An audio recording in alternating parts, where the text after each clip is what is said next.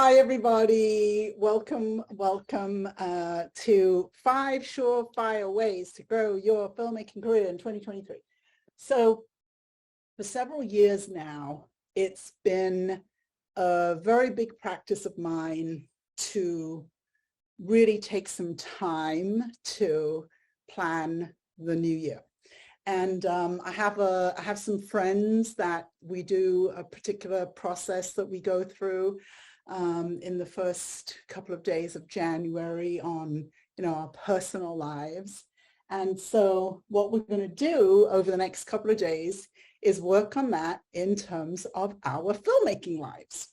So we're going to we're just going to really, take some time and take a deep dive into looking at 2023 and how we want to have that work for us as filmmakers.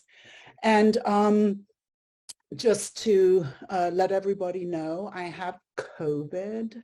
I'm supposed to be up at my spiritual home and I'm in quarantine in a hotel.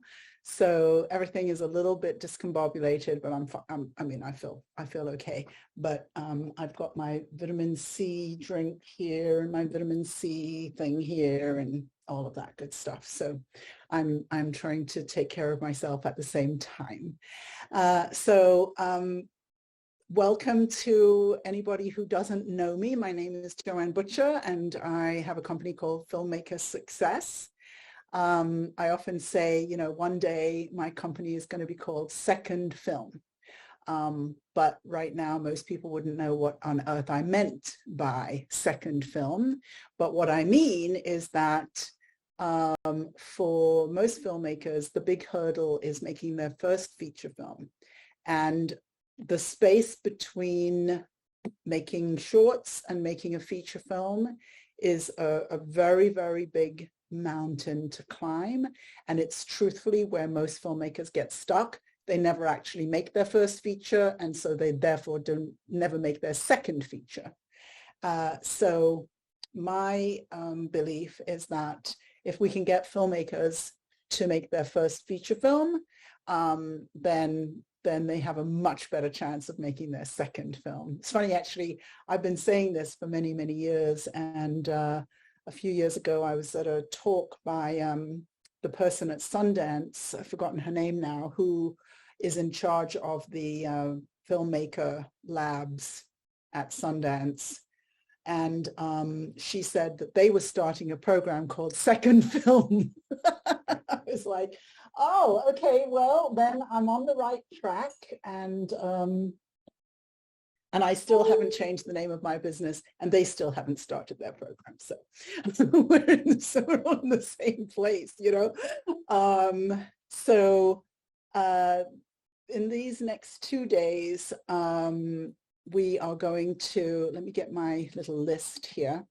We're going to go through a particular 5-step process that I have worked out for us to really build what our 2023 is going to look like. And we're going to be a very, very small group. And so it's going to be quite intensive on everybody here, as long as you all are willing to participate and share. We're going to learn a lot about everybody's work and about each other. And that's going to be fun. I love that. And we will go today until about 4 o'clock Eastern, which is about 1 o'clock Pacific. And then we'll come back tomorrow at noon and go through to 4 Eastern, 1 o'clock Pacific. We'll have just like one break in the middle, just a small break so that we can just, recalibrate our heads, go to the bathroom or grab something to eat or anything like that. It'll just be about 15 minutes break at about 2 o'clock. I try and stick to a schedule as much as possible. If that actually happens, though, I'll be surprised. But that's my plan in what we're doing today. So I think I'm going to start with a little bit of a PowerPoint. Nothing too fancy, but just a way to start us off. Okay, sharing my screen. This is my business. Now I want to, how do I make this big? I don't know how to make it big. Slideshow from the beginning. All right. So, well, actually, my business is called the Filmmaker Success. And then I have a program that I do with filmmakers called the Film Box Office Success Formula. And today we are going to present 5 surefire ways to grow your filmmaking career in 2023. The Film Box Office Success Formula is my program, my methodology that I use with filmmakers to take them through a process to raise the money to make their films, produce their films, and then to get them into international distribution. So when I talk about making a first feature, my goal for my clients or for all filmmakers is that they make a feature film and get distribution. A lot of times filmmakers have different goals, such as getting into festivals. I love all those goals, but my bottom line for my clients is getting distribution, getting international distribution. So that's always what I'm looking to do. That doesn't mean to say that in 2023, that's necessarily your goal. Well, we're going to find that out. We're going to find out what our goals are in 2023.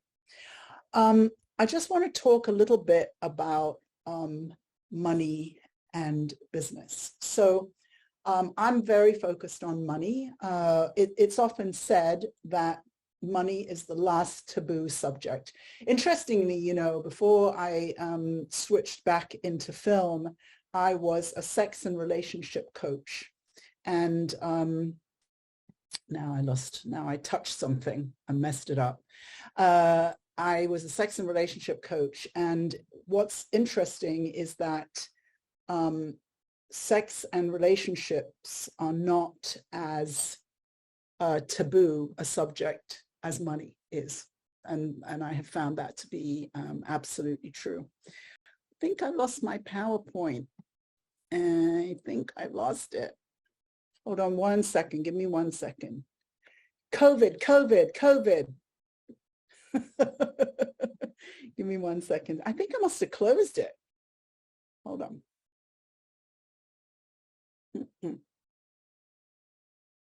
must have closed it. Bear with me. Wowie zowie. I really did. Okay. I really did close it. All right. Here we go. And I know how to press forward, but I don't know how to press back.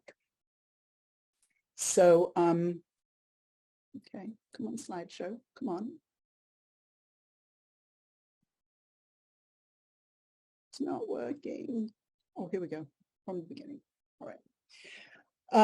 So money is the most taboo subject, and when I am working with my clients, I sort of get them into the flow of talking about money from the get-go. And so I made this slide a little bit about money and earning, because that's really what I'm focused on for filmmakers. Most filmmakers are focused on their scripts and the films that they're making and all of that good stuff. But I'm focused on the business and the money and the career. So out of every 100 people who finish working after 40 years of working, 1 is financially independent. Financial independence can mean a lot of things, but anyway, 1 is financially independent, 4 is still working because they have to. I'm certainly probably going to be working still, partly because I have to, partly because I have landed on what I love to do. And so I have no intention of quitting until somebody else other than me tells me I have to. 36 of those 100 people are dead. That's a little sobering. 59 are dead broke, relying on welfare, loans, dead-end jobs, and handouts. In 2008, the average 401k retirement account was $129,000.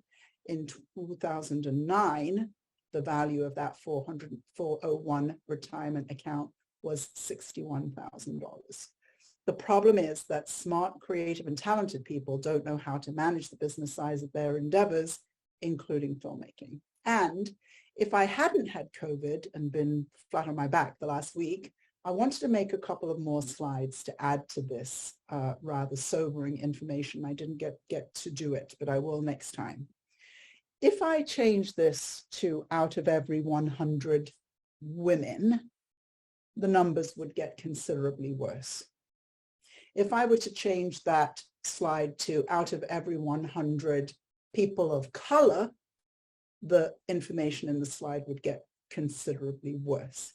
If I made it out of every 100 LGBTQ people, it would get worse.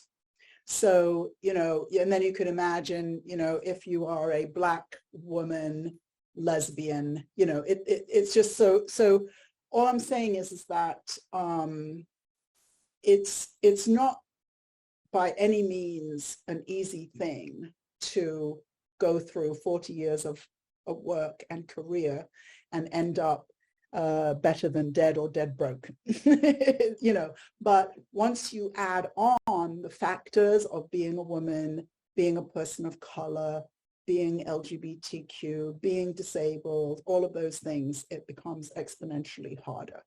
So what I'm always talking to filmmakers about is, I always say to my clients, I become the voice in your head that says, where's the money? Where's the money? Where's the money? So I believe filmmakers are the most creative people in the world. They are the most dedicated people. They are the most committed people. And so I believe that filmmakers should be compensated for their work and not be working for free or never be able to turn their work into a career or all the other things that I see filmmakers doing. As we just spoke about in The Filmmaker's Life, living in fantasy about making movies rather than actually making movies is a very common one. So who am I? So all of my clients can probably go make a cup of coffee, have a nap. I'm going to just talk about myself a little bit and how I come to be here teaching about fundraising. That's me. That's me when I don't have COVID and have a professional photographer. And my name is Joanne Butcher. My favorite job I ever had, I was the global marketing consultant for YouTube. And what that meant was they had just opened their movie sales division, and they had people in different countries. And I actually was hired at the beginning to help an American sell films on YouTube in England, and to help with, sounding more English or sounding less American, something like that. And eventually I was hired full time to do it. And my job was to create all kind of content around films. YouTube had acquired a massive library of films, and my job was to create content around those films, interviews with directors and actors and things like that. Super fun. I did it laying in my bed, in my pajamas, but it was definitely my favorite job I ever had. I have also been the director of a first-run theater and a film school. A first-run theater is a theater that submits its box office to be part of the numbers that you see when you read the newspapers, and it says, get out $200 million, whatever. So a first-run theater shows movies right when they come out, and we're part of that whole Hollywood system. We also ran a film school. I have been a producer for both film and television. And then in recent years, I have been a business coach for filmmakers, and I work one-on-one with filmmaker clients. And right now, oh, this is interesting. This is an old slide. So it says clients with 70 plus feature films in development and 13 in distribution. So it's now up to about 100. It's 108 the last time I counted feature films in various stages of development. So my whole reason for being is I help filmmakers find money to make films that change the world. And the money piece is my specialization. I'm a fundraising specialist. And I used to have two resumes. I had a fundraising resume and I had a filmmaking resume. And now I get to be one person. And that's what I do. I do film and fundraising. I don't have to be split into two anymore. As I just said, I said this in an article that was an interview that was done with me. Independent filmmakers are the most creative people in the world. That's truly what I believe. The most fun as well. And everywhere I go, I get to talk about that, about filmmakers being the most creative people in the world, getting their messages out, making the world a better place, and the money, raising the money. So currently my clients have 13 feature films already in distribution. I mentioned a bunch of them here. You can check my IMDb page and see a lot of my films. I also have a client, Thomas Allen Harris, who's a very well-known filmmaker who has a series that came out on PBS called Family Pictures USA. And we're raising money for a film right now. We just got about our 5th or 6th grant. We just got a grant for $100,000 last week or the week before, and another grant.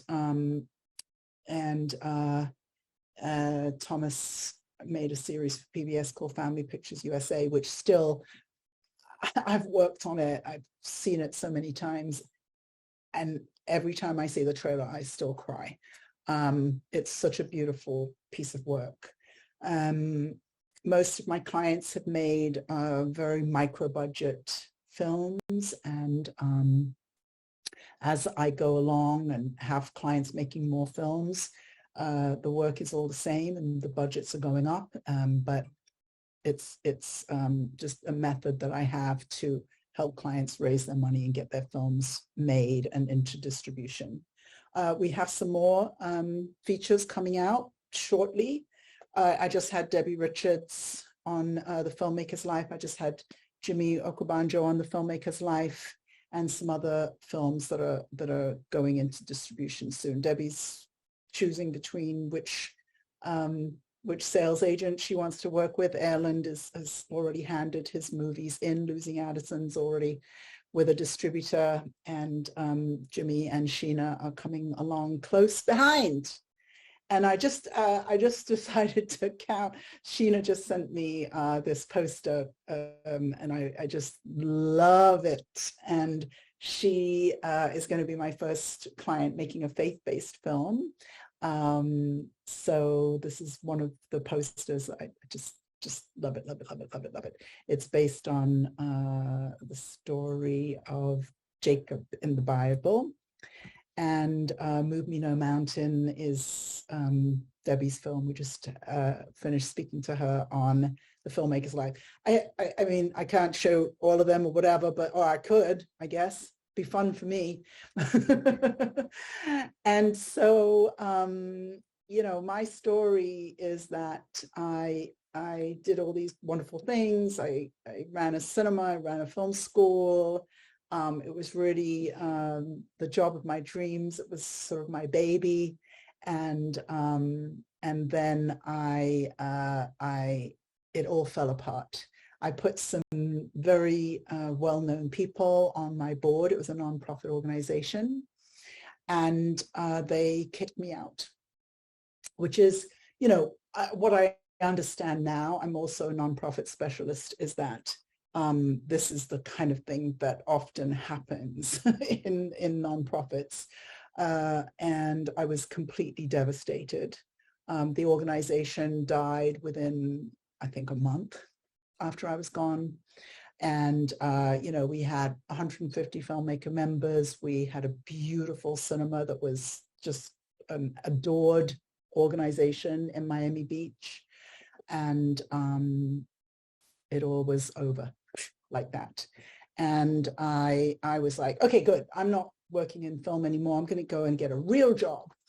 And I moved to San Francisco. I took a job with the YMCA to raise $38 million to build a new Y. And within 2 years, I was too sick to work. And it started out, I had migraines every weekend, and then I'd have migraines from Friday to Monday, and then I had migraines every day. And finally, after 2 years, I had to leave. I actually left the Y thinking maybe it was the building that was making me sick. It was like a 1910 building. And I went to work for Youth Radio and raised $5 million for them. And that was kind of the end of it. I spent 7 years in bed, too sick to work. And oh, I forgot that I had that picture of me. This is me when I was 5. My godfather is a photographer. And now I understand how much influence that was, that my grandfather godfather was a photographer. I just saw him in Trinidad. He's in his late 80s now. But anyway, I spent 7 years in bed, too sick to work. And I was just saying on the Filmmaker's Life, I really love coaching. I really believe in coaching. I have coaches of my own. My first coaches gave me my business. I wouldn't have a business without them. But at the time, when I was sick and in bed and I'd lost everything, and how I wasn't homeless, I don't know if you can imagine. I don't think anybody can imagine what it's like to not be able to work for 7 years and just be laying in bed with migraines that go on for months and months and months and months. When I was getting well, I had a migraine that lasted for 45 days. That was when I was getting well. But before that, it just was years. And one of my dear friends asked if he could do an experiment with me, and he wanted to do like a long, 5-hour coaching session. And he worked for IDEO, and they're kind of the design company of the world. And we had all these Post-it notes all over the wall, and he spent the 5 hours working with me. And by the time we finished working, it basically said, Joanne, you have to work with filmmakers. We spent this whole big shenanigans day, and that's what he came up with. And as he was leaving, I was saying goodbye and thank you so much, Peter. I love to say his name because he's no longer alive. So thank you, Peter, so much for what you did. And he said, and this is great. We're clear you need to be working with filmmakers. And I said to him, I won't be doing that. And I closed the door. And that's how I felt, that having worked all those years running the film, the cinema and the film school, and then having lost it all, I just couldn't go back. And I have a very deep spiritual life, and every now and then, God would send me some message like Peter, an angel like Peter, and to say, you're supposed to be working with filmmakers. And I said, no. And I believe that is a lot to do with why I was sick, because I had a purpose on earth and I was not doing it. So in the end, I guess I had to take responsibility for my own results. All I was doing was laying in bed and doing nothing. So I had a little turn in the illness, and I started to get a little bit better. And I said, you know what, if I can only work 2 hours a week, why don't I work with filmmakers for 2 hours a week? And it started there. And I just started to do a little work, and I got a little better, and I do a little work, and I got a little bit better. And now I'm back to full-time, and I work with filmmaker clients, and love what I do. I also consider myself a well person. I don't consider myself sick anymore. This was from last year. I'm now a six-figure earner, back to where I was before I got sick. And I help filmmakers raise money. That's what I do. It's about the money.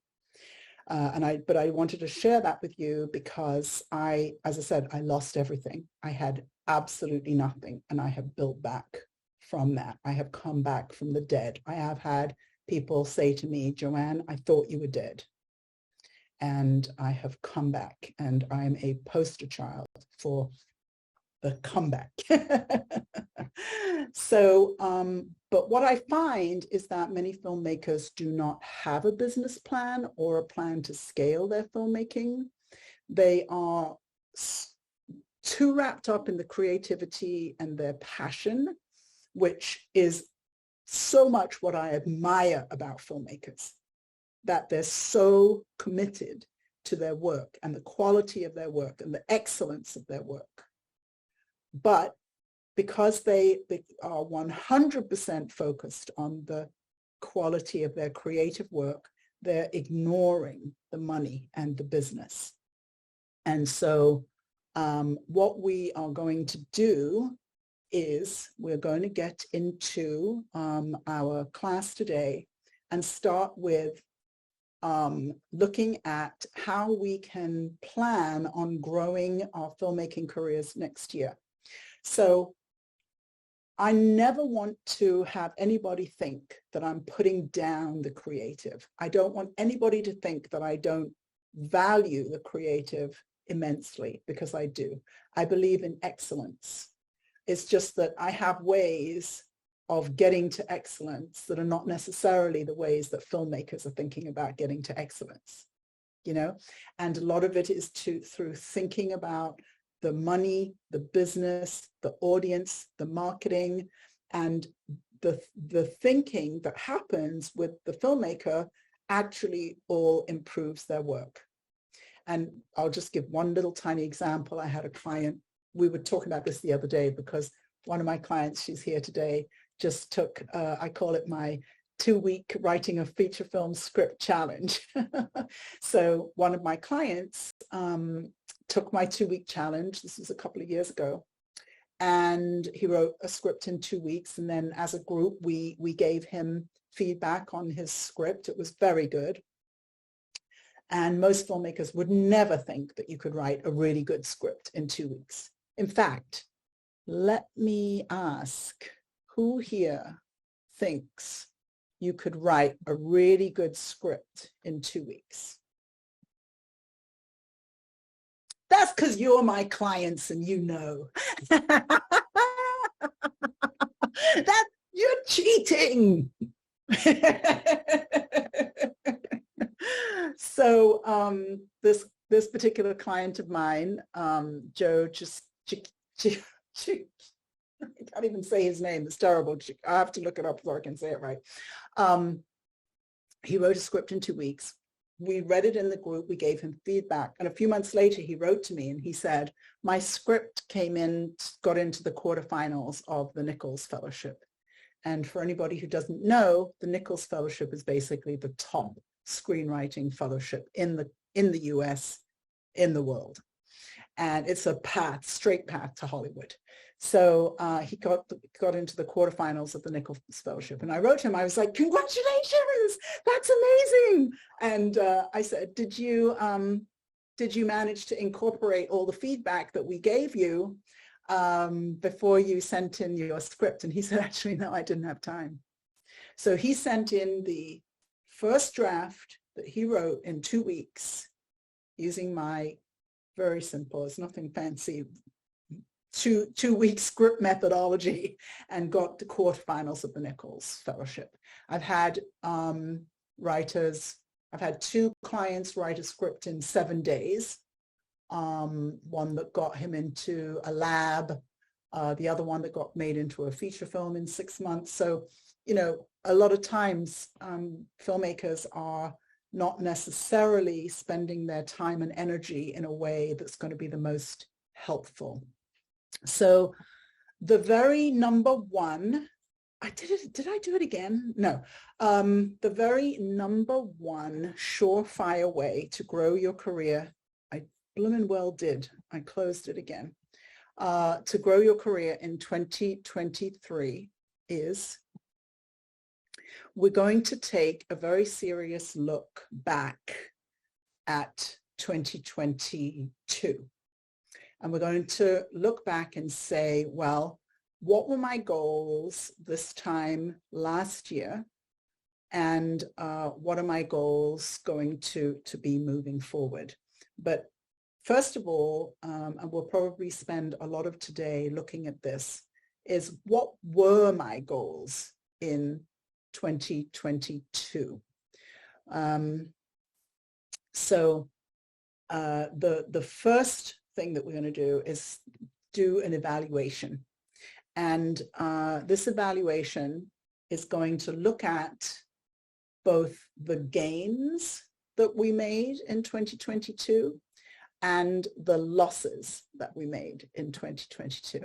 Now, I was thinking about maybe trying to find some different words because I know that you are all ready to, beat yourself up, and we're not doing that. But I do want to take a while to do a little evaluation of what you were able to achieve in 2022. And that's going to be the first part. Is sort of if you're in the West Coast, that's kind of the morning part of what we're going to be doing. We're going to do an evaluation. So what I will talk about a little bit, in fact, I'm going to have somebody be an example for me. I know, Mark, you just did this on the Filmmaker's Life. Do you mind if we do this a little bit? So I'm going to ask Mark to be my what's the polite word for guinea pig? I can't think. Experiment. Your what?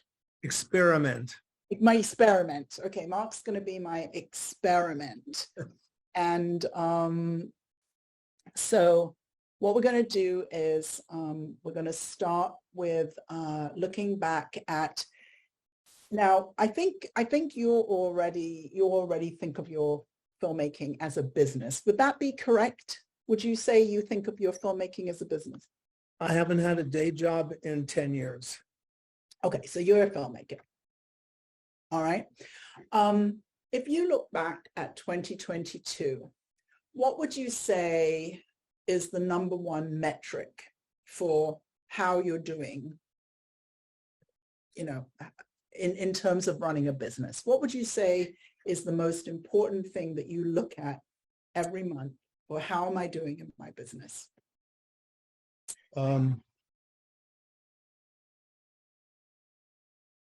Well, I have to admit that I'm getting better at it now because I haven't been, but I do have a spreadsheet that I'm beginning to work on a daily or weekly basis. Mm-hmm. What does the spreadsheet tell you? It tells me what my goals are for different categories of business, mm-hmm. and it tells me what money has come in, mm-hmm. or been pledged. What money has been pledged. On a more simple basis, maybe this is too simple a question to ask you. What's a more simple metric that you can use for how you're doing in your business? If I'm terrified, things aren't good. If I'm calm and relaxed, then I have a little bit of a prudent reserve. Okay, what do you mean by a prudent reserve? A prudent reserve, well, technically is having some money in the bank that you can use if you don't bring in income. The metric traditionally is 6 months of expenses. Right now I have 3 months, but at the beginning of the year I just had minus numbers. Okay, so the first metric that I think that is a great idea to use is, can I pay my bills? Yeah. That's been the theme of this year. I think you're frozen there. And they're not paying their bills and they are living on credit cards.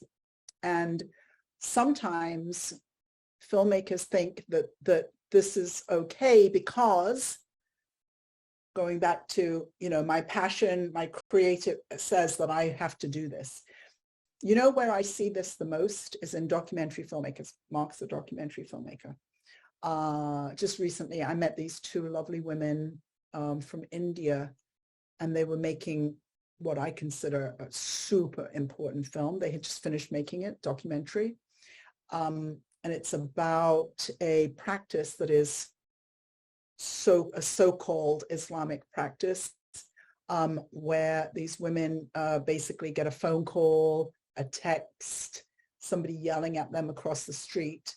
But it's become, in certain countries, this practice that you can divorce your wife by saying, I think the word is talak, 3 times, talak, talak, talak, and they're divorced. Again, this is not an Islamic practice, but it's become this thing. So these two women are making this super important film about this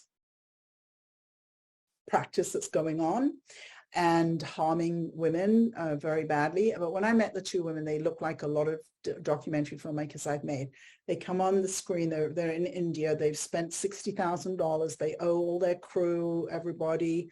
They're in debt $60,000 to themselves, to their crew, to everybody. They look, they were probably in their 20s. They look older than me.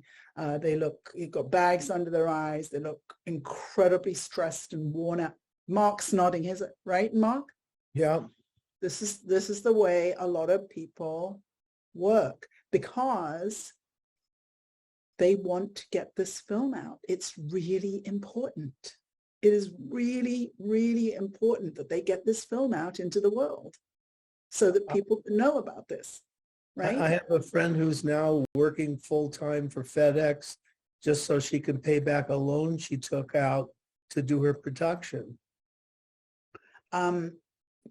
Was it you who introduced me, Mark, to a woman who has spent $300,000 on her documentary? And, yeah, it's just a very common thing. And as I said, it comes up, I find, even more with documentary filmmakers than with fiction filmmakers. But, because when you become, really consumed with this super important message that has to get out into the world, then people will, bend over backwards. But when I see the faces of these, I'm in part of a documentary film group called Brown Girls Doc Mafia, and there are 5,000 people in that group, women of color, and I've often consulted for them and things, but often, end up on screen, these women just looking so stressed out, and it's the money, it's the debt, it's the owing all these creative people and not having been able to pay them, and filmmakers thinking this is just okay, because I've got to get this film out, So I know, Mark, it sounds simple and simplistic, but, to me, paying the bills is absolutely number one. How are you paying the bills? I think working for FedEx is fine. FedEx pays well, that's fine. However, the bills are paid. You're a full-time filmmaker, have been for a long time. So if that's the first metric, then when you were talking about this spreadsheet, what's that metric now? That's a little bit more sophisticated. What's that about? Well, it has different pages on it. And mind you, I'm just starting to get to use this because I haven't been a spreadsheet person in the past. But it has my goals on it for different projects. And financial goals, that is, financial goals. Financial goals, yeah. And also there's a database that I'm slowly building of foundations that I want to go after. I have one of my sponsors is paying for an intern to come and help me improve my list of foundations, and also to reach out to organizations that would want to stream or screen my film, and or bring me out there for a in-person Q&A. Mm-hmm. So basically what you're doing then is you're monitoring your income, and whether that's partly the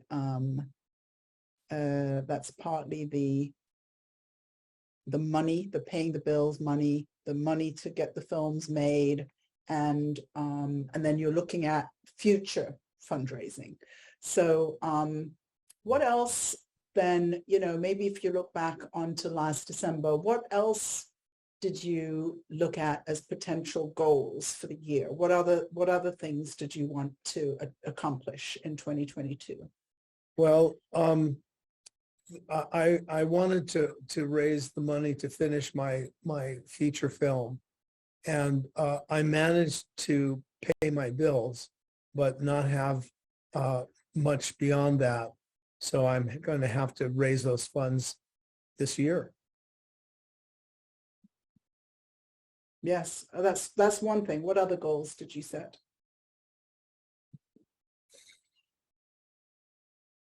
Well, one of them, I was working on a film about an artist, and the getting my film ready for PBS became a full-time job, and so I really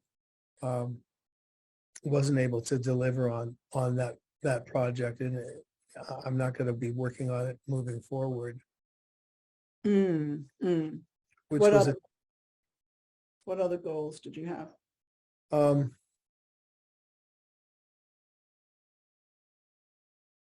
Well, I needed to learn how to edit in Premiere, and I had two projects.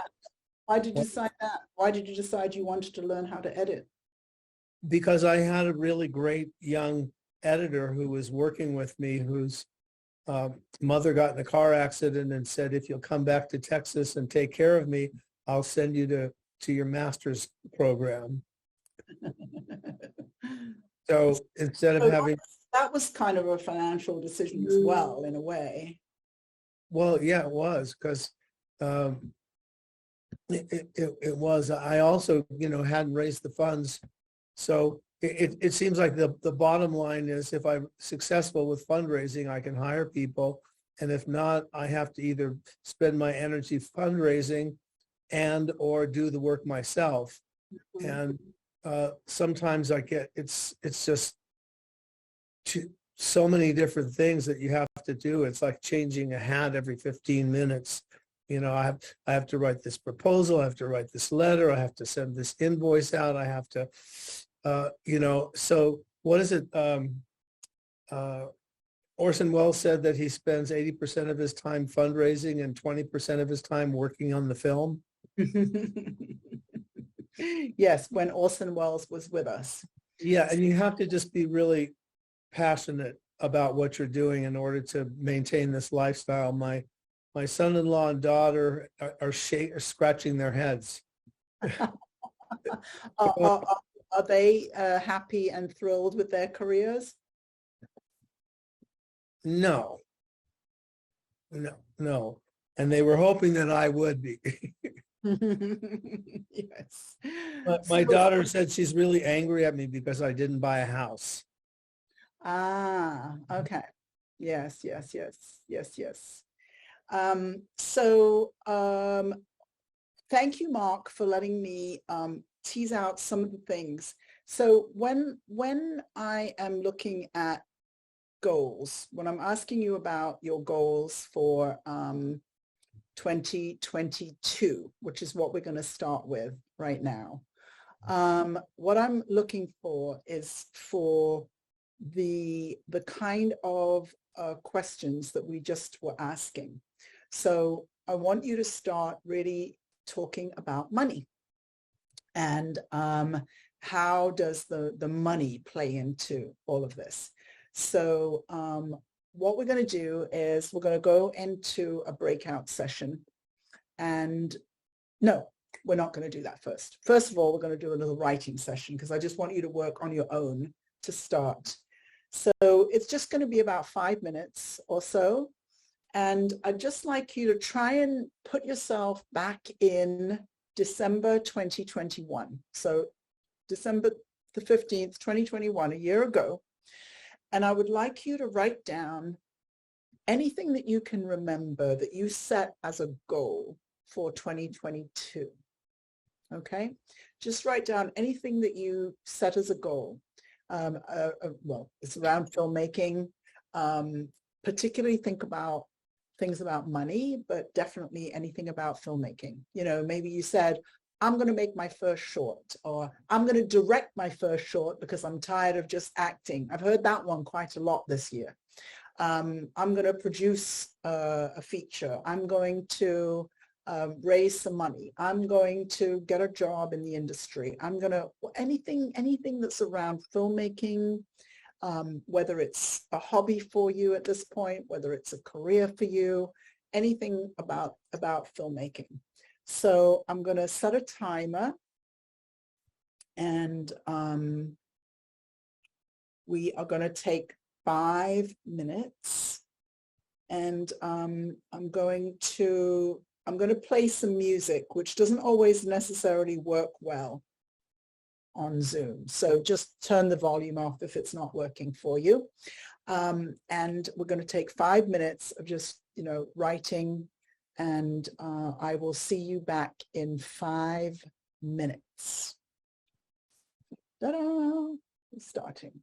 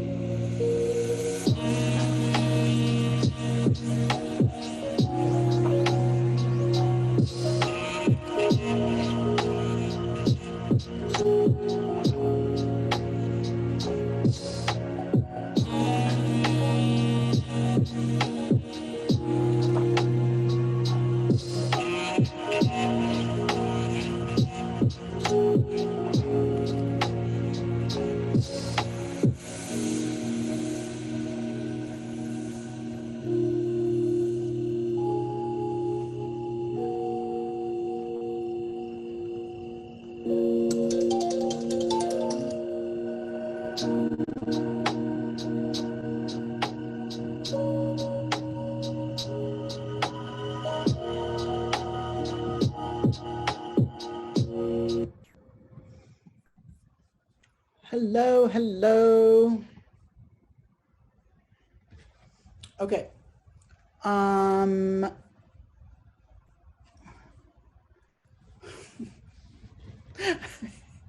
just was going to yell out really loud, pens down. I like to pretend I'm a high school teacher. So, pens down, pens down.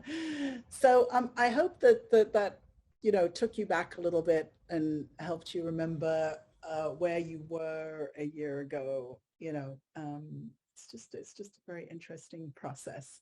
So now I am going to put you into breakout groups. You'll just be with one other person.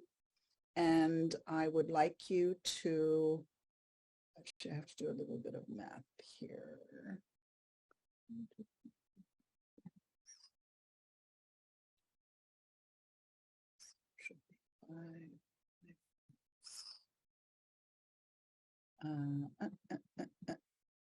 All right. I'm going to put you into groups of 2, and we're going to spend another 5 minutes, I think. And so I'd like you to introduce yourself to your partner and then just share some of the things that you set as your goals for 2022.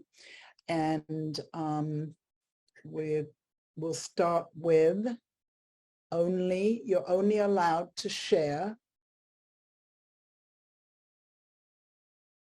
the positive things that happened. You're only allowed to share the celebrations. So now, when you are with your partner in your breakout room, if your partner says anything negative that happened to them in 2023, your job is going to be to stop them. And you're going to say very nicely, I'm going to stop you right there. So all we are going to share is wins and celebrations. So we went back to, just to clarify, we went back to December 2021 and you set goals for 2022. And now you're going to share with a partner about all of the successes, all the wins, all the celebrations that you had in 2023. And your partner has the permission to stop you if you share anything that is negative and is not positive and is not. So this exercise, I call this wins and celebrations. All right. Now I'm going to create the breakout rooms, and I think there's going to be one person a little off. Emily, I may need you to be in a breakout room. I think that's going to be what's going to make it work. I could be wrong. We'll see. All right.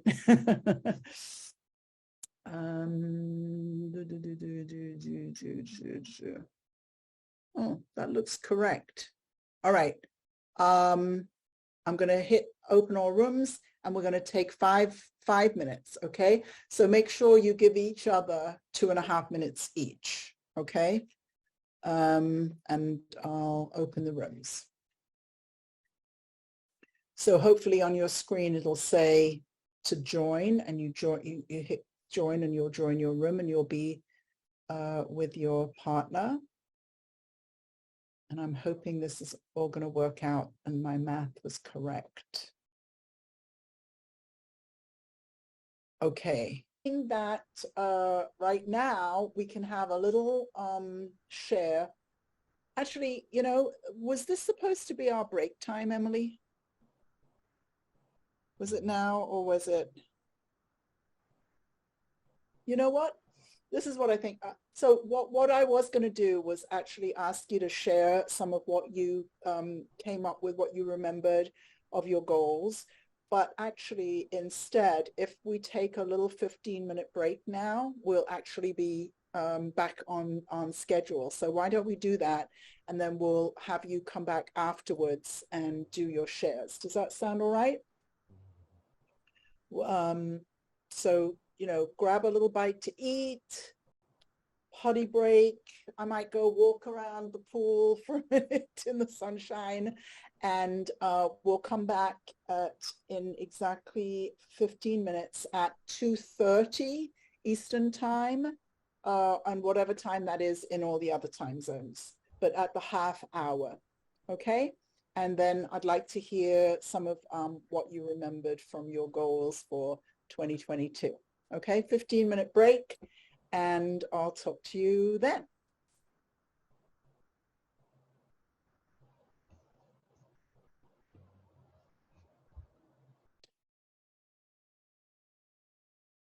I had some lunch. I don't know about you guys, but I had some lunch. I was ready. I think I got up at like 5 o'clock this morning, and yeah, so I was ready for lunch. All right. So this is going to be very interesting because I love the wins and celebrations game, but it doesn't come naturally to people. And this started a few years ago. I had given a talk one night in San Francisco. Obviously, this was before COVID. Remember those days? And I was on a call with my business coaches. And so, they were asking us to give an update. And I said, well, so I gave this talk last night and I completely forgot to talk about X, Y, and Z. And I should have done this. And my coach just said, whoa, stop. He said, first, I want to hear the wins and celebrations. And so I said, well, I gave a talk, there were about 15 people there. Everybody loved the talk. My colleague, Ben Yenny, was the first time he'd ever heard me speak, and he was just blown away. And I had a lot of people sign up for a Filmmaker Success Breakthrough session. I always would have 100% people sign up for a Filmmaker Success Breakthrough session with me. And my coach said, the thing is once you start to talk about your wins and celebrations and you're kind of in that positive energy, from there, we can talk about changing something. What is it that you would like to change? What is it you would like to do differently? But he said, our tendency always is to go with, well, I should have done this and I should have done that. And then we're in this down and like negative energy. And that's not a good place to start to want to change things. And I have lived wins and celebrations ever since. I passed it on. I've been in other masterminds who wanted to do, all kinds of analysis of what they've done and what they, and I'm like, we're going to start with wins and celebrations. So I've made it kind of a life practice now. So who would like to share their 2023 wins and 2022. Who would like to share their 2022 wins and celebrations? Who's going to be brave? You can raise your hand digitally or on video. Who would like to share their wins and celebrations? Laurie G! Yay! Okay, that's a win right there because I never like to go first. Oh, that is a real win. That is a win. And I expect all my clients to go first. Right. That would be hard, but yes, I get it. That's right. Well, my wins were getting a website, making a business, LLC, bank account, pitch deck, script, budget, schedule. I feel like that's it. The big things that came up to mind right off. So, and I'm not going to keep talking because I was going to start going down the negative side.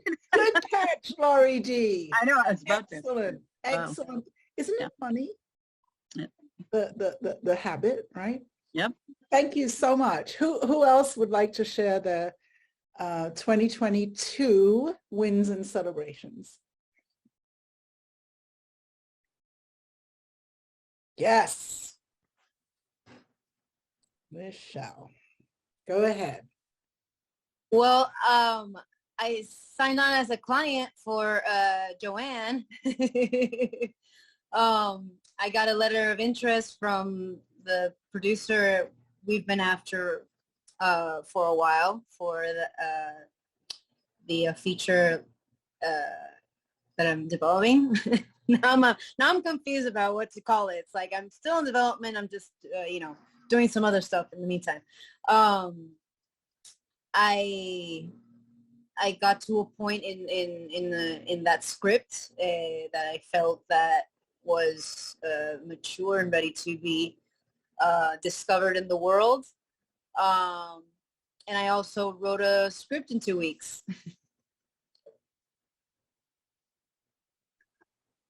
I think you left out a few things. What else did I do? Oh, well, I wrote, produced, directed, AD'd, and at one point camera operated a short film that already won awards, and did a successful fundraising campaign, my first super successful fundraising campaign ever, and basically learned how to do that and apply it to fundraising for feature. For the next one. Excellent, excellent, excellent. Wow. And it's so funny, I don't live in California anymore, but I'm still totally woo-woo. So, it's just great to see your energy this way, and Laurie D as well. So thank you so much for sharing, for being brave and sharing. Who else would like to share their wins and celebrations for 2022? Matthew, I have never met you before. Would you like to share?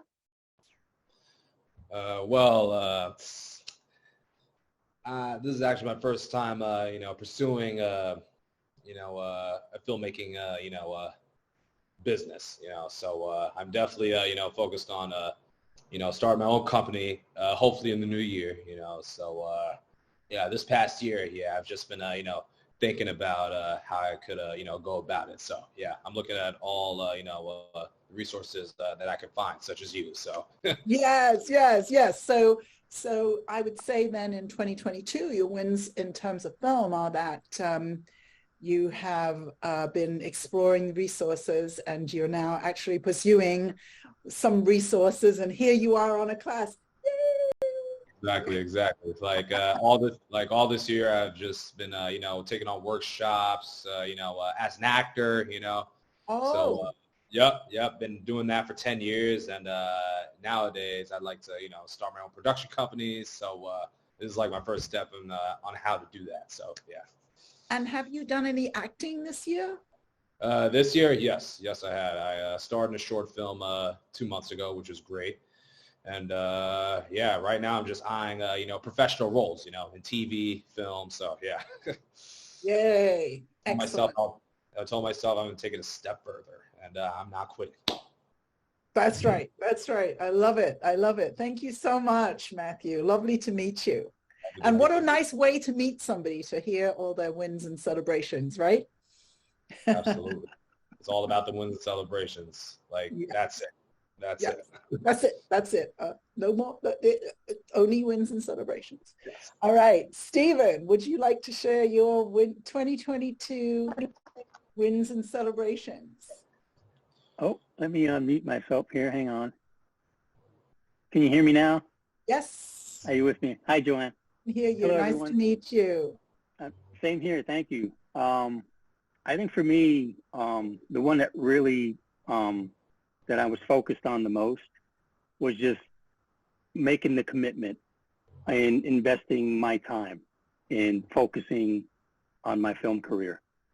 That was the one that I chose to, because I actually left my job recently after 7 years, and that was actually part of that whole process, was making like a conscious decision of saying you're either going to go for it or you're going to continue to stay where you're at. And like you said, I think dreamers dream, but I think, and like you said before, it's good to be creative, but you have to have like a real goal. Like you have the real goals in mind and how you can go about getting to where you want to be. So for me, it was like, okay, I want this to be a career, but I have to know realistically, how am I going to get there? And and how am I going to be able to generate the money to be able to do these great ideas that I have, right? Right. So that, for me, it was just really, that was the main one. I was really happy about making those decisions, like consciously just saying, you know what? Yeah, to me, that's the biggest one, because, you know, I have a family, I have children, I'm still supporting, and, you know, just leaving your job itself is a huge risk, but it doesn't come without all the other benefits of, That's right. you know, getting excited about it, you know, starting all over again, and you know, getting back into the work, the actual work of writing and developing, and, you know, and then like we're doing today, like, you know, there's actually someone that, you know, I think that you're friends with, and she's the one who recommended your class. Is that Janine? Was that Janine? Janine, yes, Oh, Janine. thank her very much from me. So I will, and I actually, she was part of that process as well, because she also, she has a screenwriting course called Screen Takes that she started, and that was actually part of one of the other reasons why I wanted to stay involved. So I think getting involved again, and that's part of believing in yourself, but also it's like, you know, just being true to yourself, you know, that to me was a win. I think that was the biggest win. Huge win. Huge win.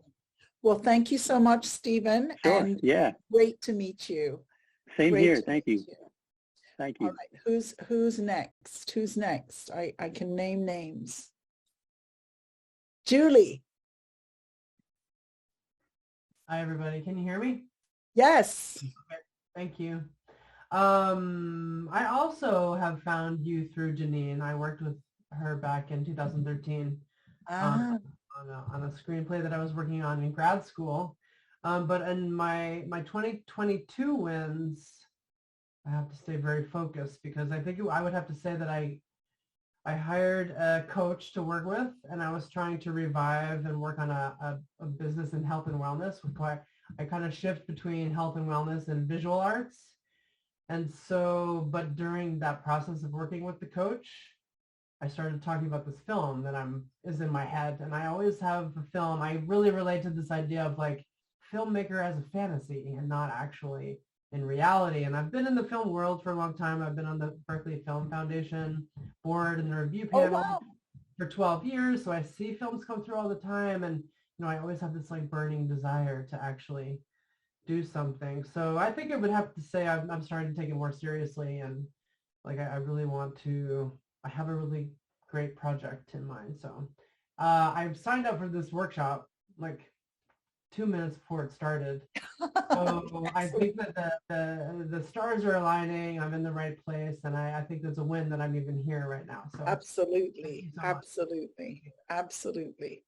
So good to have you, and so good to. Do you know Colin on the Film Foundation board? Oh, yes, I do. Yeah. He's one of my clients. Oh, cool. We're working on something too. But it's in the nonprofit world, so I would love to pick your brain one day about all that. Because when you absolutely.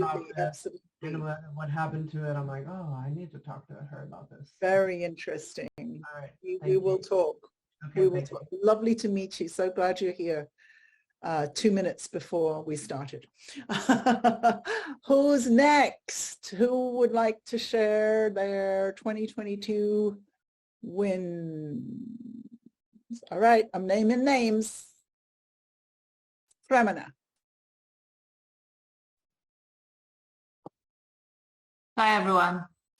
So for me, the wins are the trust that I feel that has been put in me by contributors to my documentaries. And that trust I feel has and will continue to transfer into, you know, trust from mentors and advisors.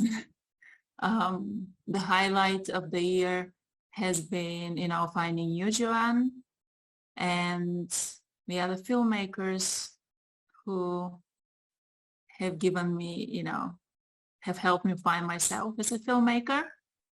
And fiscal sponsorship, LLC, you know, distribute all of this very particular things that have been done yet that, you know, have been steps and wins, and yeah.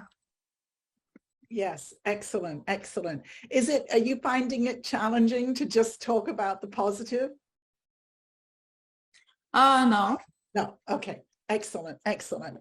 I love to hear that. Because I think it's a discipline. It's a discipline to do it, but good for you that it's not challenging for you. Thank you so much, Cremona, for being here. Who have I left out? Mark Gordon. We kind of heard yours, but let's hear your 2023 wins.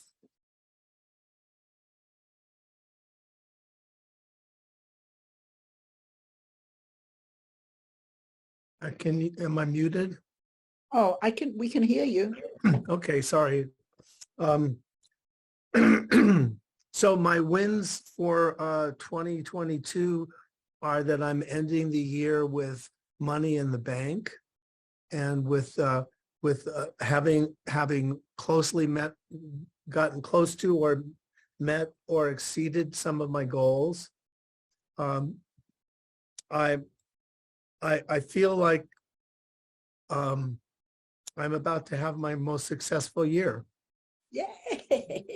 I feel like since I was 25, I've wanted to make films that were broadcast on PBS, and I already had a little taste of that, but now it's going to reach millions of viewers, and hopefully that'll get me another paying gig. Absolutely. That is a very, very, very significant thing that you just said, that I think I just want to stop for a moment, because each time that you take another step in your film work, but I really believe that it begins with feature films, is that, this feature leads to the next feature, leads to the next feature, leads to the next feature. And very, very, very, very exciting to see what will come from the next film coming out. And from this, I think we haven't actually explained, but Mark has a film, Awakening in Taos, which has been on PBS, and it's had 200, 300 broadcasts in major markets. But now it's going to a very different level. And that's what he's been fundraising for. And so it's going to be going to more like the 2,000-3,000 screenings on PBS nationally. So it's a very different piece that's happening next. So that is great. It's just taken me 10 years to become an overnight success. Absolutely. Fabulous. Well, I'm glad that you're an overnight success. That's worth waiting for. John Mark. Hi, everyone. So this year, it was a rough year. However, let's talk about the positive. Wait, you just broke the rules. Oh, sorry. You just broke the rules. I apologize. My goal for this year was to successfully film a complete season of my web series and get it on SAG contract. I did that, and the web series won a now two-time Debut Award winning and acknowledged by the Academy of Interactive and Visual Arts.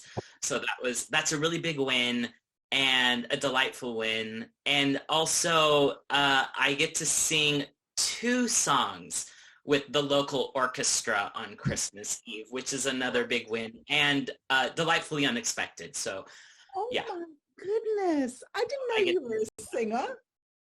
Yeah, I get to do that. So I'm very happy. Gosh. Where is that going to be? In Monterey. Oh, wow. Fantastic. Put that in the chat. I won't be in Monterey, but something like that. It probably will be live streamed or something like that. Oh, so, okay. Definitely put it in the I'll make chat. sure videos come your way. Yes, excellent. All right, Yinka, what are your 2022 wins? Can you speak? Yes. I What are can your see. 2022 wins? Okay. I decided to seriously focus on getting the script developed, and because I've had it for some time, and made conscious decision to invest in coaching to help the process and learn. And I've sought the opinion of others in the industry and groups, written the project, and I've gotten good feedback and reactions. I learned about promotion, such as pitch decks and pitching, when I joined you, to improve my presentation of the project. Then I've been learning about fundraising as well. And I'm learning about turning the script and getting it into better shape for a production, such as reducing it from 134 pages to 93. It's now in 93, and I sent that to you some days ago. 93, yes. Yay, that's a huge Yeah. win. Yeah. Then I released 2 singles and music videos this year as well. Yeah. Some months ago, and the second one was like How come I haven't seen them? Oh, we haven't talked about it. We were focusing on reducing. Oh my goodness. And the third one is coming tomorrow. It's coming out tomorrow. Wow, you're going to be in serious trouble, Yinka. I tell my clients, I want to see all your work, all your work. Okay. I'd love to see that. Oh my goodness. That's fantastic. And there are some things that you actually haven't shared that are pretty amazing about your project. So that is fantastic. Thank you. So yeah. All right. Thank you for sharing that. Did I leave anybody out? No, I don't think so. Okay. Now we are going to transition to the things that we wish we had done differently. But we're going to have a little movement, a little change. I'm going to just talk to you for about 2 or 3, 4 minutes about my work and how you can work with me. And my clients here have already heard all of this, but one of the things that one of my goals is to become more comfortable with talking about what I do. So I would like to just take a couple of minutes and say, this is how you can work with me. So as I told you, I have a program. I call it the Film Box Office Success Formula. And what is the secret? Get yourself an MBA. Actually, my social media marketing manager is applying to get an MBA. But what do I mean by an MBA? Get yourself a mentor who is proven. So firstly, I love being a mentor to filmmakers. It is my favorite thing, and it is why I was put on the planet. So it's just as well I like it, because some people, I guess, get the download of what their purpose is on life, and they don't necessarily want to do it. But I definitely want to do it. I love working with filmmakers, and as I said, I have lots of projects in development and 15, 16 right now in distribution. Get yourself a blueprint, a step-by-step, easy to learn and follow methodology. So all my clients go through a methodology. We start with, we know we're going to get distribution, and then we start by creating a marketable script. And then thirdly, accountability, a support group that supports your growth. And a couple of people have mentioned this. In the Filmmaker's Life we did before the class, we were talking a bit about the way that so many filmmakers out there that you meet in the world, even though they have a lot more experience than you, a lot of filmmakers live in kind of non-reality fantasy They're not actually getting films made. They're talking about making films. And so my clients, we are all raising money and making movies. And so having that support and that accountability is incredibly valuable to actually achieving your goals. And so let me introduce you to the film box office success formula.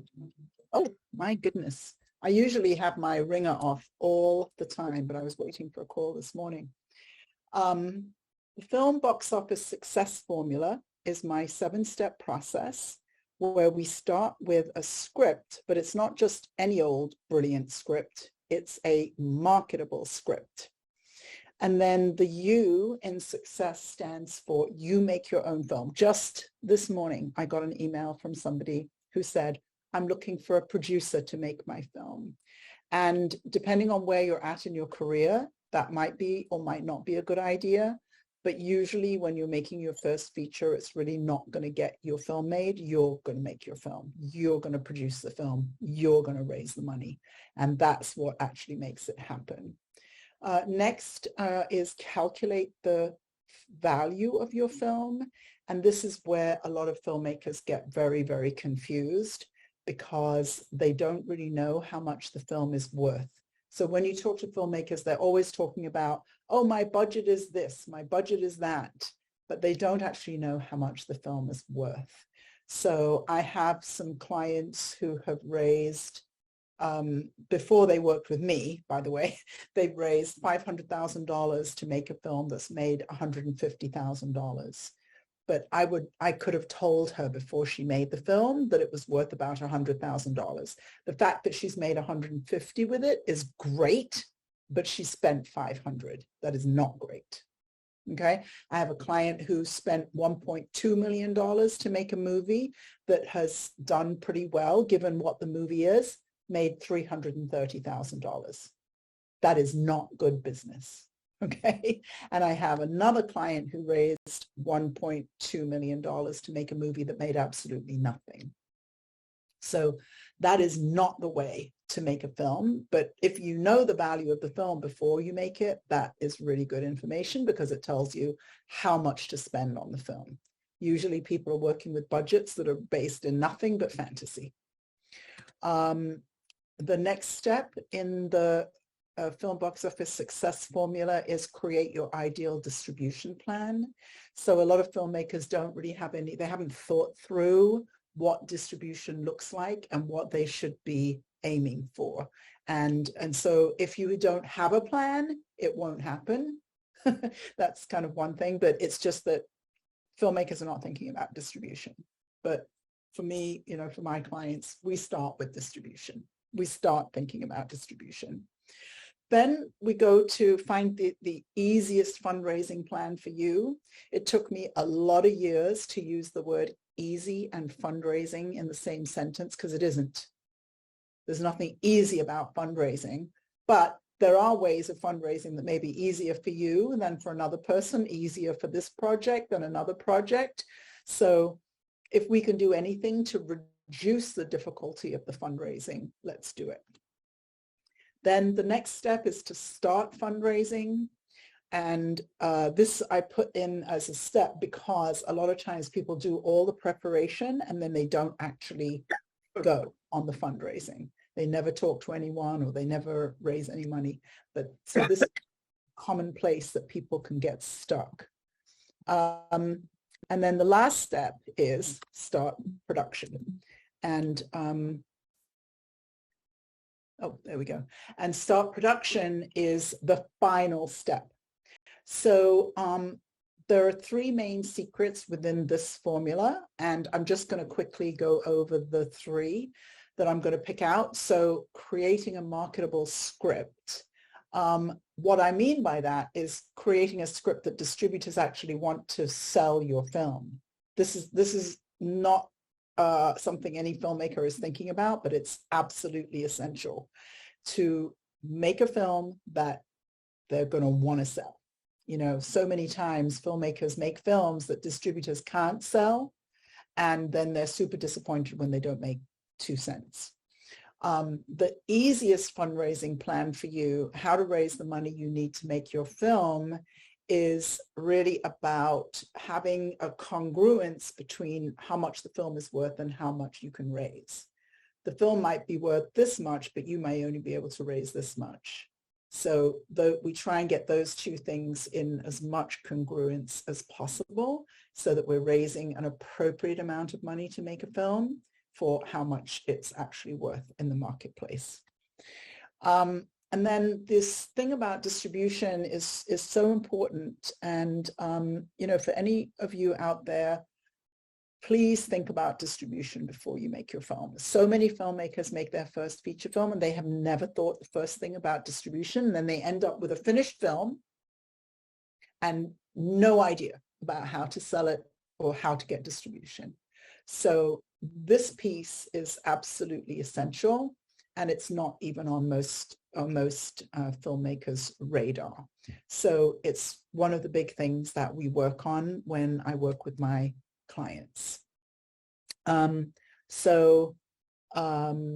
Basically, if any of you would like to work with me and go through all of those steps to get your film actually funded, actually produced, and actually distributed globally, please book a time on my calendar with me and we will talk and just see if it's a right fit for us to work together. I figure pretty much I can help every filmmaker that I speak to, but it's a good idea to make sure, you know, that I can. So, and as I said, you know, we get things done. And I had a friend, she was the only other person I really knew who was a film business coach like me, Tanya Kersey, you can look her up. She founded the Hollywood Black Film Festival. And she said to me once, Joanne, is it true that you help your filmmakers raise money and get their films made and into distribution in 1 year? And I said, yes. And she was like, oh my God, you know, and she'd been doing this for a long time. Unfortunately, she's no longer with us. She died this year. But it's just that I have a methodology for getting things going and getting things moving, and we don't hang around. So please book a time on my calendar. Emily, just put it in the chat. Thank you. And please set up a time to talk with me, and we'll talk about getting your film made and raising money. So let's go back to, now, it's not that I want you necessarily to tear yourself down. So this isn't a let's beat myself up moment, but I would like for you to share what you look at 2022 and say, I would like to do differently. So let's just do a round of that. And who is brave enough to start? Better be one of my clients. Oh my goodness. Yes, Mark. Let's see. One of the things that I would have done differently is that there was a project that I was just so busy I didn't get to it. And I feel really badly that I let some people down, and I just had too much going on in my personal life. So and I had a full-time job that I didn't realize getting my film ready for PBS was going to be a full-time 6-7 month job. Right. I think that's I think that the thing about the PBS project is just that it's such a big project. I don't know that anybody could really have known how much work it was going to be unless they had already done it, or as they had already been through it. And especially when you are on your own, you know, now it's great. Now that you have an intern who's coming to work with you, you'll be able to delegate more to another person.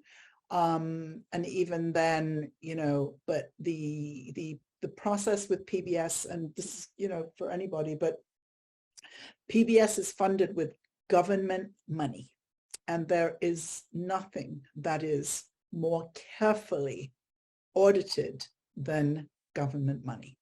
So what were you going to say, Mark? So what I was going to say is that there was a different they had a way of organizing how you have your credits and who gets done with what. So, you know, 5 years after we shot the film, I had to go back and piece things together, which from now for here, I will put together differently as they occur. As the money comes in and the checks get written, I'll be making the decisions about who gets what kind of credit. And it was an education. And a lot of the thing that took so much time was having to go back and redo, you know, complex credits and funding. And so I'll be smarter next time. Will you need to keep updating up until the date of broadcast? How will that work?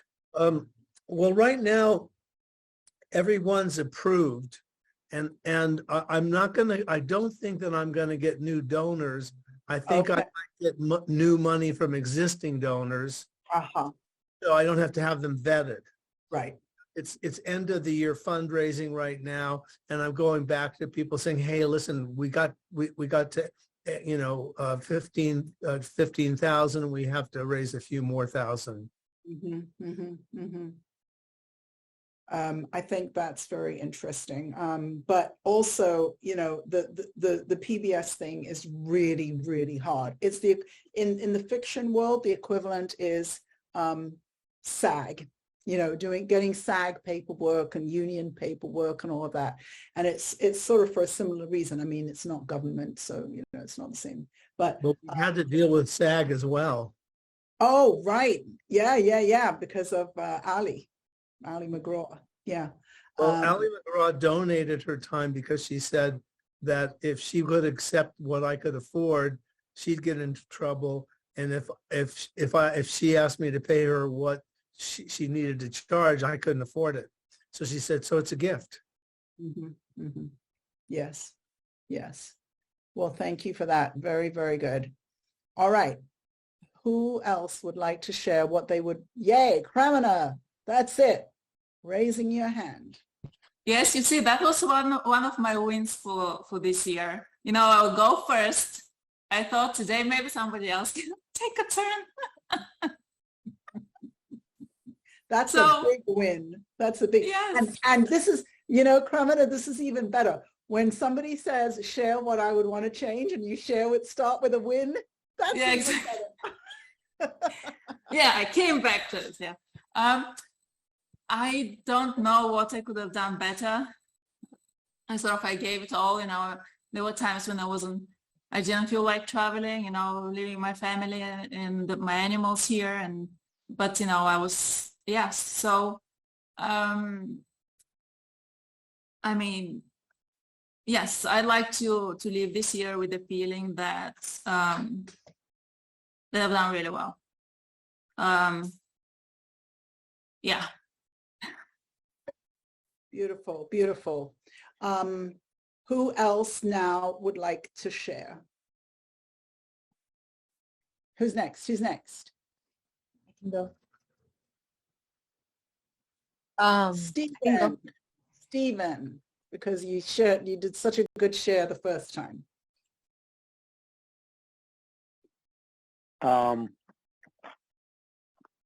What did you want me to share? I'm sorry. What would you wish you had done differently in 2022? Well, it's not negative, but I think I just wish I'd gotten started on it a little bit sooner. As far as you know, just applying myself.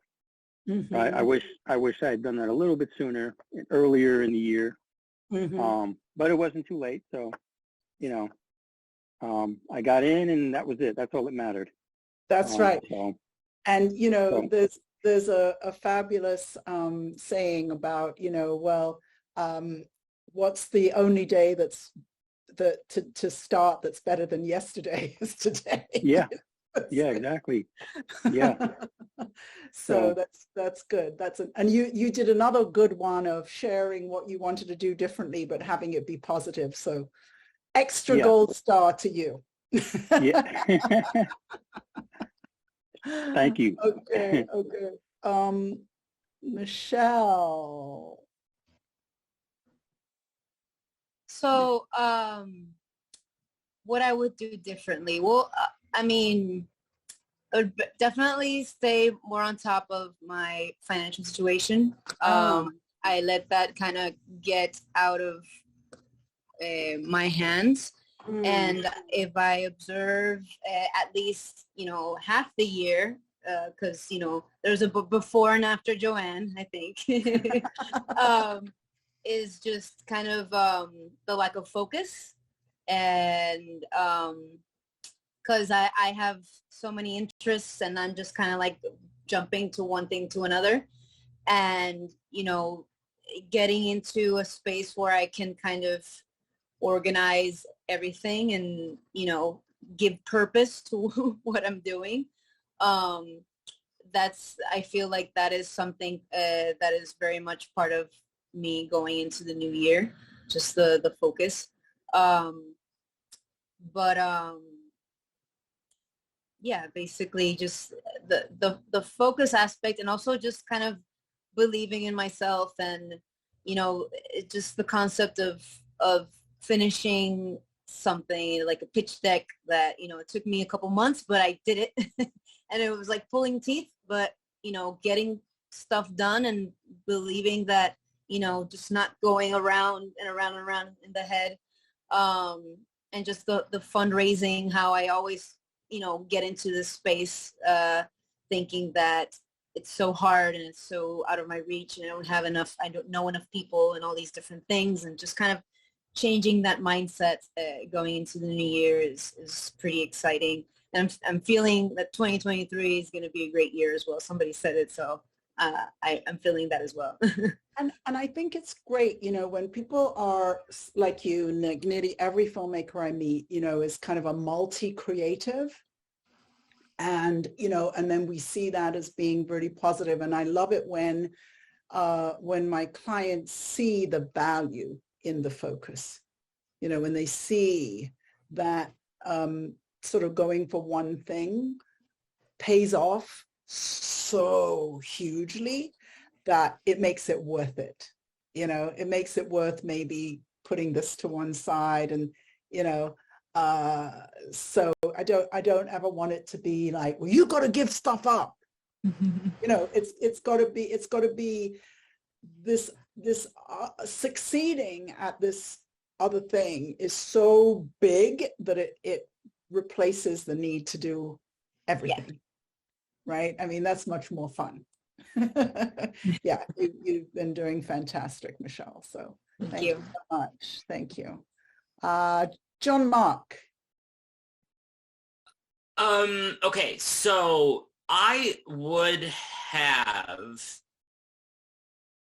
liked to recover more quickly from the setbacks that I experienced this year, and not be distracted by them and the negative energy they brought into my life. I also would have liked to have surrendered quicker to the process of recovery rather than fighting it so much. I would have liked to have gotten counseling, maybe. Oh, John Mark. Wow. Sorry. No, that's all right. That's all right. Wow. Is this maybe a moment where you're just realizing this is something you need? Yeah. I've had counseling in the past, but I think I just wish I would have done it. Yeah. Well, it's not too late. No. And I do have an energy healer. I have an energy healer that I go to, and she's very much like counseling because we talk about the stuff. I wish I would have done it sooner. I wish I would have had a money goal for myself. Actually, I did have a money goal. It was to see how little I could make rather than how much I could make. So I would have liked... I also believe in full honesty, people. So I'm just being completely transparent and honest. So absolutely, I wish I would have had... I wish I would have had a money goal. Yeah. Or a bigger, not a little money goal, a big money goal. Right. And this is so great. You know, I got audited by the IRS one time. And there were genuinely a couple of mistakes that they found that I didn't know about, you know, and whatever. But I was a bit surprised that I would be audited. I mean, this was back deep in my illness, you know, deep in my illness when I wasn't earning any money at all. So I was, you know, but whatever, you know, I showed up and, you know, met with the lady and did all the thing and And they showed me the 2 mistakes that I had made. And I was like, oh, okay. Anyway, at the end of the meeting, she asked me, and this was a few years before. It was actually the year that I was at the end of my illness. I lost my apartment. So it was just too complicated. I couldn't do my taxes with all that stuff, you know. And anyway, so at the end, she said, well, we're going to go through a worksheet and we're going to look at your monthly expenses, you know. So we go through my monthly expenses. And she said, okay, then, you know, we're done. You can go now. And I was like, okay. And I said, why did you ask me to do my monthly expenses? We were looking back, you know, like 5 years ago or something. Why did you? She said, well, we just couldn't believe anyone could live on so little money. Oh, yeah. And so, you know, that's where I come from. That's where I come from. You know, all those years of getting by with nothing from being ill. And as I said, how I ended up not homeless is purely a miracle, you know, purely a miracle. It's got nothing to do with me. But yeah, that was the result of my IRS audit. Well, we couldn't believe anyone could live on so little money. Yeah. So never again, John Mark. No, it got structured that way. I look back at the intention. That was the intention. The intention. And you achieved it. What a great manifester you are. Well, let's do the opposite manifestation now. Opposite intention. We're going to do the opposite. We're going to get there by tomorrow. So thank you so much. And thank you for the vulnerable share. And, you know, it's funny. I just was talking to my best friend yesterday and he scared me to death a couple of months ago with some things he told me. And I spoke to him yesterday and he's back in therapy and he's got this support and that support and he's doing this for himself and that for himself. And it just was like, you know, so. All right.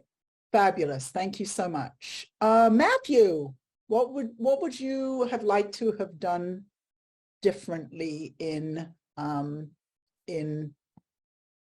2022? All right. Yes. Yeah. So much to think about. So could it be something outside of filmmaking or whatever? Whatever you want to choose. Just acting, really. Yeah. But yeah. I probably wish I continued training. Through the summertime, because I took a break, and just wanted to, center myself and, just take a deep breath before I get back into it, But acting is no easy feat. You know what I mean? And I should have known that. So, there definitely, there shouldn't be any distractions when it comes to, achieving success in such an industry, So, and also, just taking my career seriously too, because I haven't booked many auditions as much as I should, and I should have carefully considered why, you know what I mean? So interesting. I'm getting all the consultations I can get, and it's actually changing for the better. So Excellent. Excellent. It's interesting, you know, because this actors are the same as filmmakers, right? So actors and filmmakers all focus on their craft when what they really need is help with the business. You know, the craft will take care of itself because you're so passionate about it. You'll keep, but the business side, that's another thing, you know, and instead of running away from it, run towards that. Matthew, what's the picture behind you? What's happening in the picture behind you? Oh, this is an old, this is an old photograph. Is it? Actually captured by a family member of mine. Yeah. What's happening in the picture? Oh, these villagers, you know, doing laundry in the pond. Yeah. Oh. Yeah, yeah. Oh, I thought there was a body in the water. That's what. Oh, no body. No. No body. Just And villagers in Africa doing their laundry. So yeah. Where in Africa? I gotta ask my uncle, but yeah, he has a real talent for photography, and Wow. he was actually part of this network back in the days where they travel, take photos, Yes. and they show it to like the world. So yeah. Yes. Fantastic. It's really intriguing, and it does not look like a photograph from here. I know we're on Zoom and everything, but it looks like a painting. Beautiful, beautiful work. It's a photograph. Yeah. Thank you. Thank you for sharing that. No problem at all. Okay, who about Yinka? What would you have done differently in 2022? I should have gotten to Joanne's coaching quicker. Then I could have been further along in the process earlier. Thank That's you. true. That's very, very kind. That's very kind.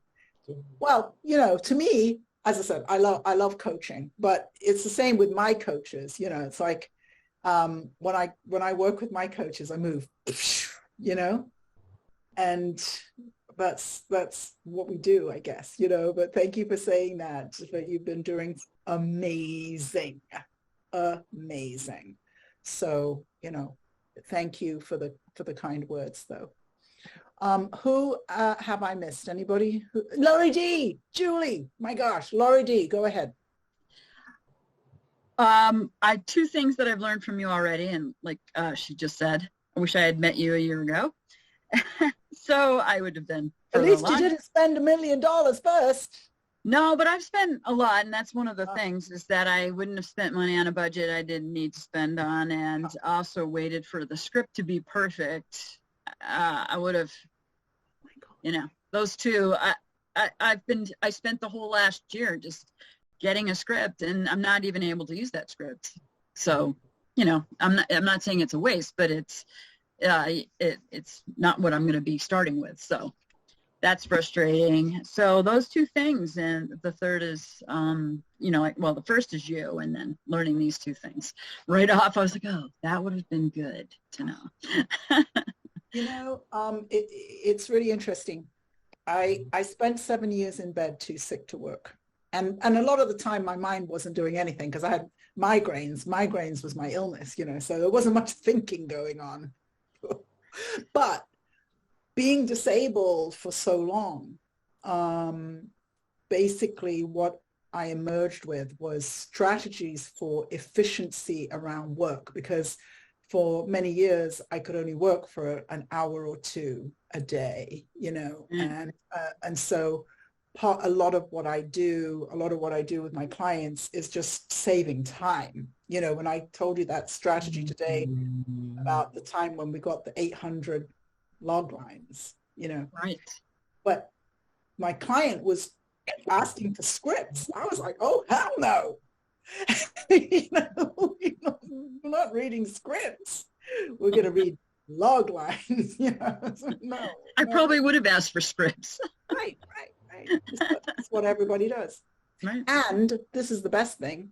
You ask for log lines, somebody sends you a script, you know you don't want to work with them. Right. Instant feedback, instant information. Yep. Yeah, they're not somebody who can take instructions. So right. You know, all these good things to know as a producer. Absolutely. Thank you so much, Laurie. Julie, what do you wish you had done differently in 2022? I wish that I had reached out for coaching help before, just the last couple months. I'm a little bit of a DIY kind of person. I want to do everything. And I think Yes. actually I'm been learning that coaches have coaches, and so Yes. getting help is a really good idea. And Yeah. and somebody just recently mentioned recovery, and I think recovery is a big component of, especially if you're going to be a workaholic or you're a DIY, you're trying to do everything. I think like self-care is really, really important. And so baking that in, I started a program recently, which I wish I would have started earlier because, being clear-minded and having a practice, the self-care practice helps get the work done like that you want to be doing, the creative work, business. Anyway, so I'm glad that I'm here. I wish I had also continued with Janine since 2013 and not gotten distracted and gone off on weird tangents. So, but yeah, I'm actually pretty grateful that I'm here where I am right now. So Yes, absolutely. Absolutely. To figure out what I would have done differently. So yeah, and I think that the order of doing this, coming up with the wins and celebrations first, then when we look at what we would wish we had done differently, it doesn't necessarily feel, it doesn't have to feel bad, instead of that way that we're used to doing things of like, well, I should have done this, and if only I'd done that, and, but coming from that wins and celebrations place. And the thing about self-care is just so absolutely necessary for any creative, and in my work as a coach, I'm working on all these projects. One of my clients once said to me, how do you work on people's or more than one film at a time? Oh my God, the idea hadn't even crossed my mind, but all these, and some of my clients, have multiple films that we're working on, and I know every single film, maybe I can't remember the characters' names all the time, but, sometimes I do that even, but I remember film. I don't remember my friends' names always, things like that. But so not only am I working on the creative side, but also I'm working with people's stuff. One of my clients today was talking about how angry she was when she was doing her very successful fundraising. She was so angry with me. So, I start my day with multiple hours worth of self-care, and I wouldn't be here if it were not for that. I've got COVID. I just tested positive yesterday for COVID. But the self-care is everything, absolutely everything. And I didn't know that. I remember years ago, my best friend said to me, do you know about self-care? And I said, yeah. I didn't have a clue. Is the truth, so yeah, that's another discipline, I think, yeah, good for you. All right, who have I left out? Anybody? Who have I left out? All right. So, by the way, thank you so much to Emily Anderson Smart. She is my tech genius, and we were both in Trinidad up until a week or so ago, and now she's in Michigan, and she's also a very successful filmmaker. So she's taking care of us. Thank you so much, Emily. So, all right, we just have another, is it half an hour before we end today, Emily? I've kind of lost my schedule here. Yeah, half an hour. Okay. So I would like to end with, we're going to be looking ahead and putting our plan together for 2023. Obviously, that's why we're here. So I have lost my little schedule here, but give me 1 second. Let me find my thing. Where's my thing? Am I going to be able to find it? I can't believe I think sometimes I've taught a class and I've lost my PowerPoint once. Today I lost it like many, many, many times. Let me look for it. 1 second. Okay. So I think that I would say, especially because we're a very small number, I've been able to hear from every single one of you. I think that we have done quite a thorough inventory of 2022.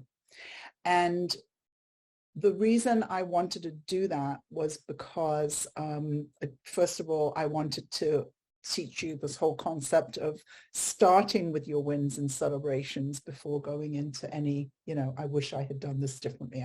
I should have done this differently, or any of that kind of language. And then also I wanted to perhaps refocus you a little bit more on thinking about money. And that was great to hear from John Mark, about, what's the, not having a money goal. And so now that you've all met me, whether you're working with me or you're just meeting me today, I would like you moving forward to be thinking about your filmmaking and money, and thinking about that as being something that works together. So and Matthew, for you, acting as well, acting and money. The thing that's really interesting is that most filmmakers are artists, I guess, in general, have a kind of, thing about money. They're like, well, I mean, I literally, when I use the word money to filmmakers, they will come back at me with something like, I don't want to sell out, So, I mean, is Martin Scorsese a sellout because he can raise money to make his films? I don't think so.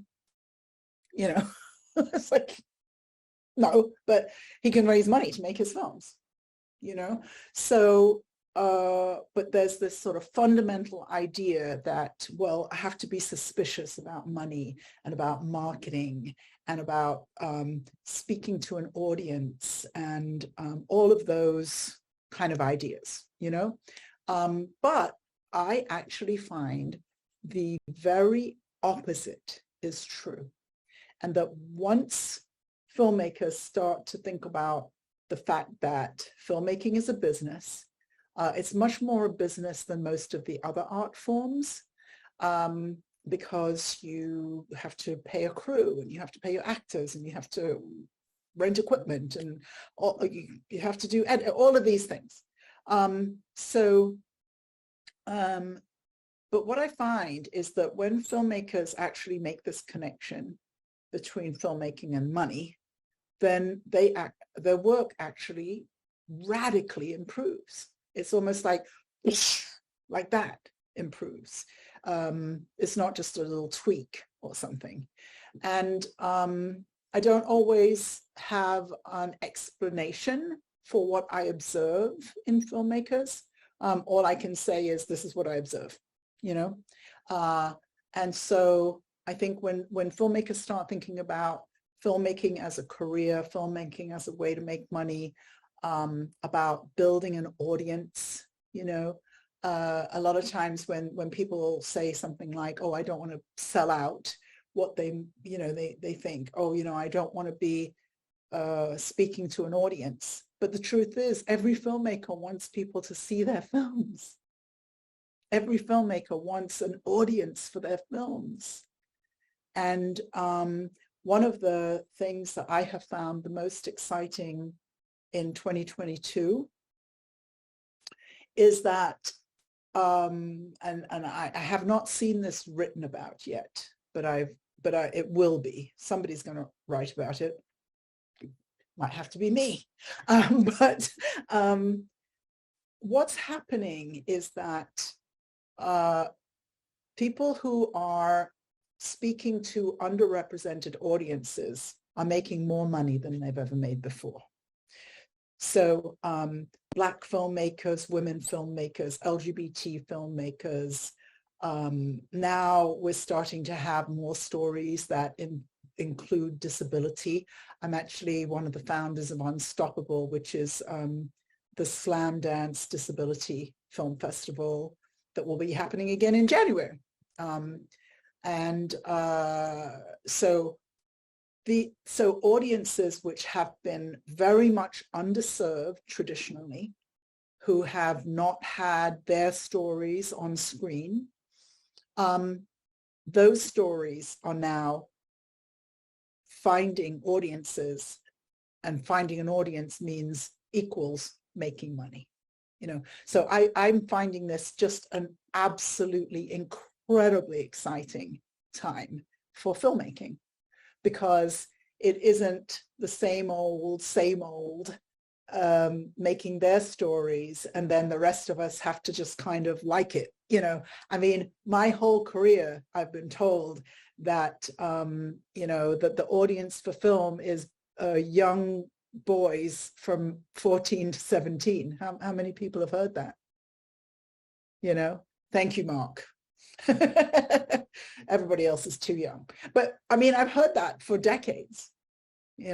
Oh, the audience for films is boys 14 to 17 years old. But now with the internet, with the power of the niche, we're able to reach much more underserved audiences than that.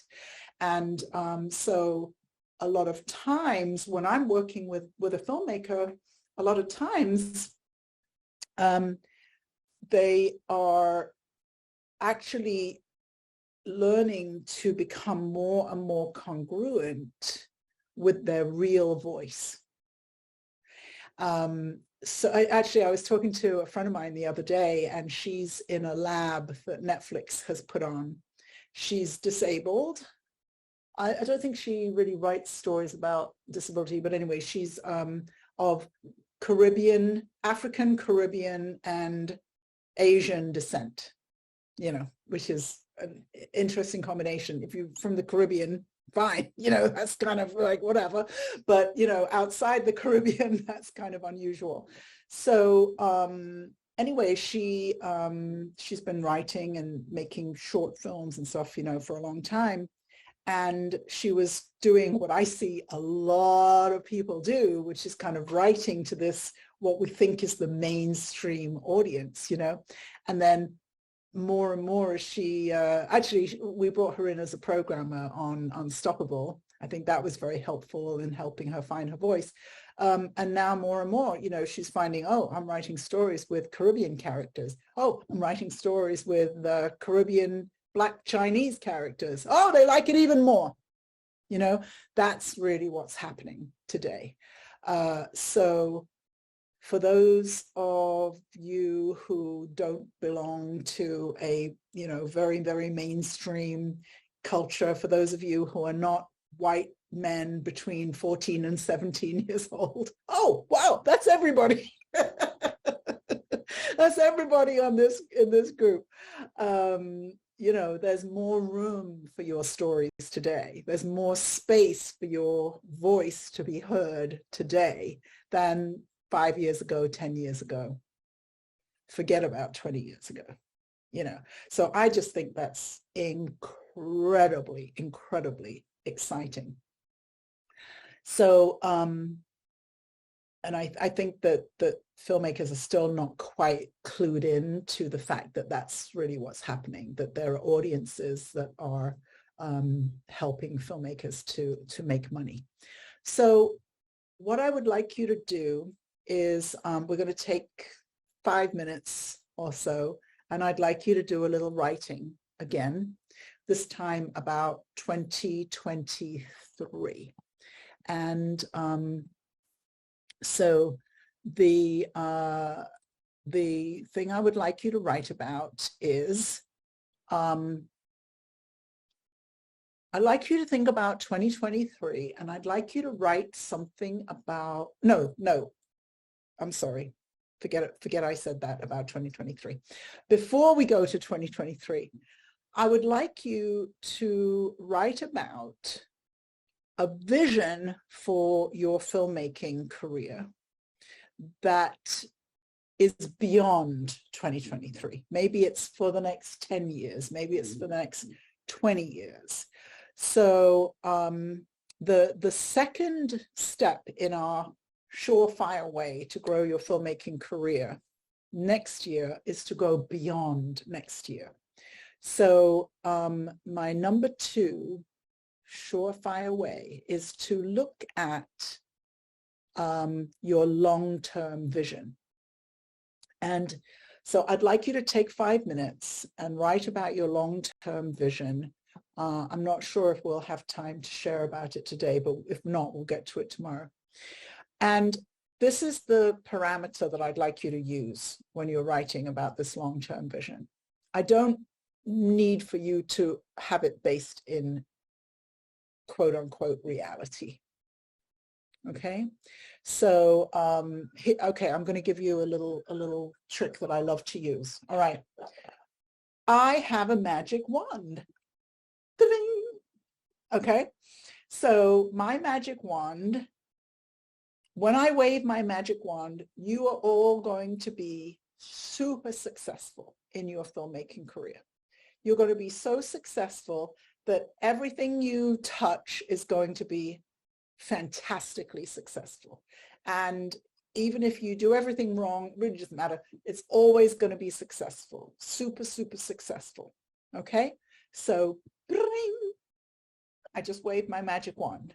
Okay, so you don't have to worry about how you're going to do it. Where was that I wrote? Oh, that was from earlier today, The Filmmaker's Life. Debbie said, I knew I was going to make a feature film. I didn't know how I was going to make a feature film. So I want you to write about your long-term vision as a filmmaker, and I don't want you to worry about how. I just want you to write down what you would like to achieve as a successful filmmaker. We're not looking at only 2023. This is, for the rest of your life. What would you like to achieve as a successful filmmaker, given that you don't have to worry about the how of it? Is everybody clear? Does anybody have a question about what I'm asking you to write about? And I'm also going to say this time, I would like for this to be private for now, anyway, for private. So I'd like you to just write. I'll give you 5 minutes. We'll play some music. You don't have to listen to it if you don't want. And the magic wand has been waved. All things are possible. Doesn't matter how or all of that. What is it you would like to achieve as a filmmaker? Okay, I'm going to set the timer for 5 minutes.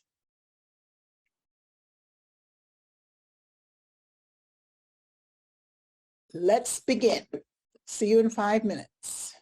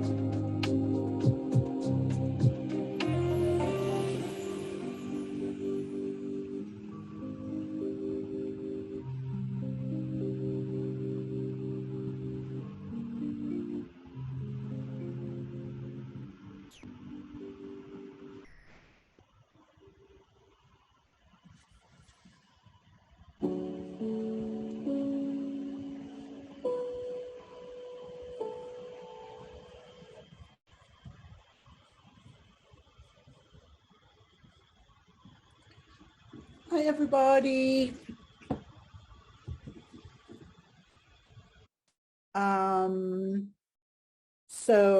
Bye, Julie, if you have already gone.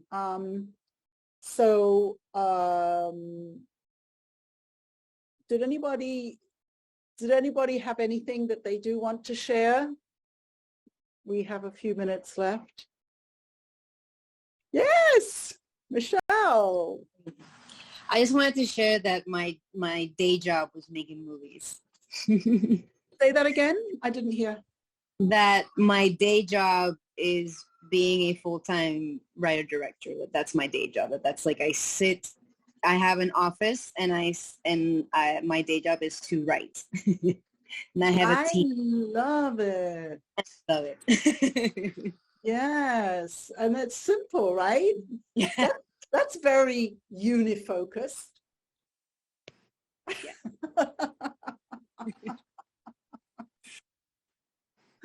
That's very, very unifocused. Go for it. That's right. I love it. I love it. Very simple, very straightforward, and very much a doable thing. Who else would like to share something? Stephen, is your hand up, or is that just? No. Yes. No. Yes. Go ahead. Go ahead.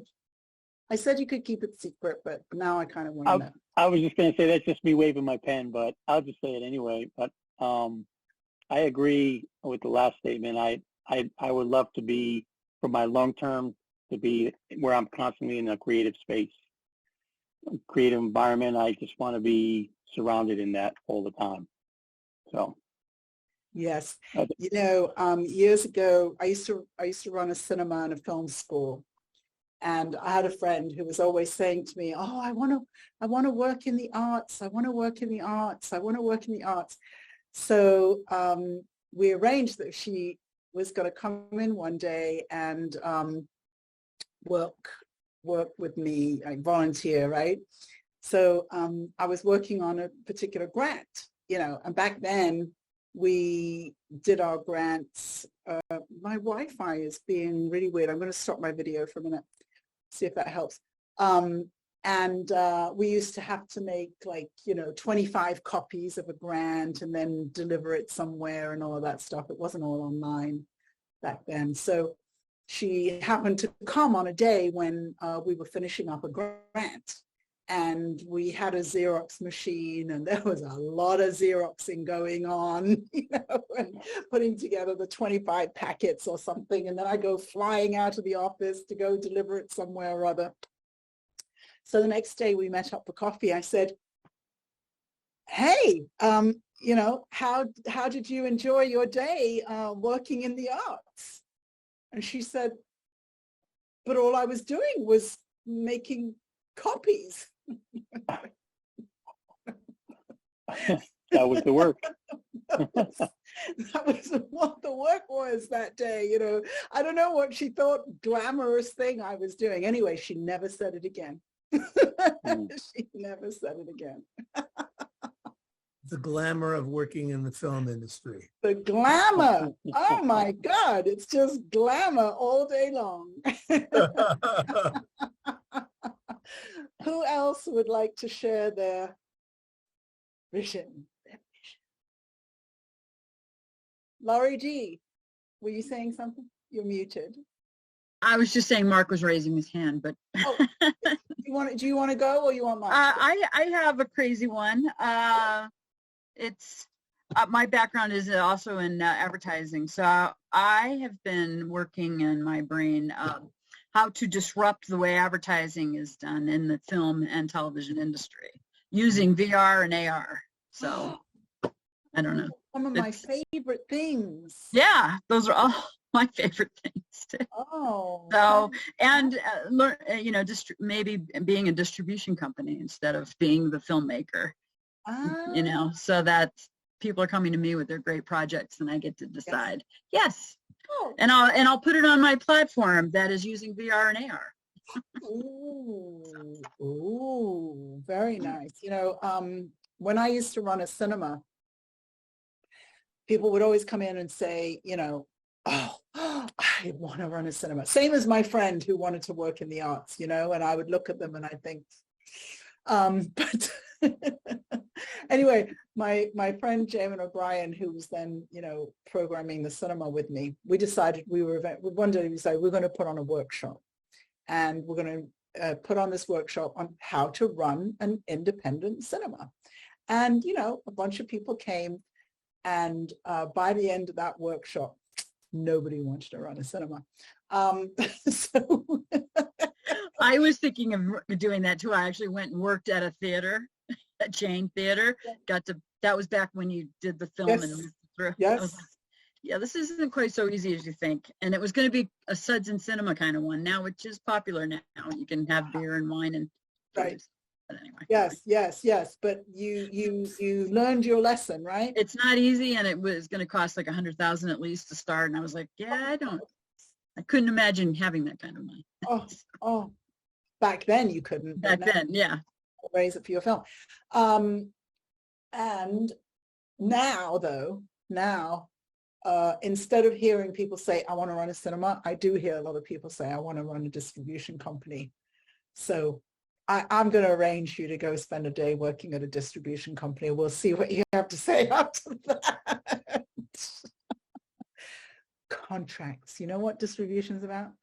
Contracts. Oh my God. Oh my God. Okay, I've changed my mind already. Yeah, I'm done. I'm just going to work on movie sets. Strike that one off. Copies all day. That was easy. Wow.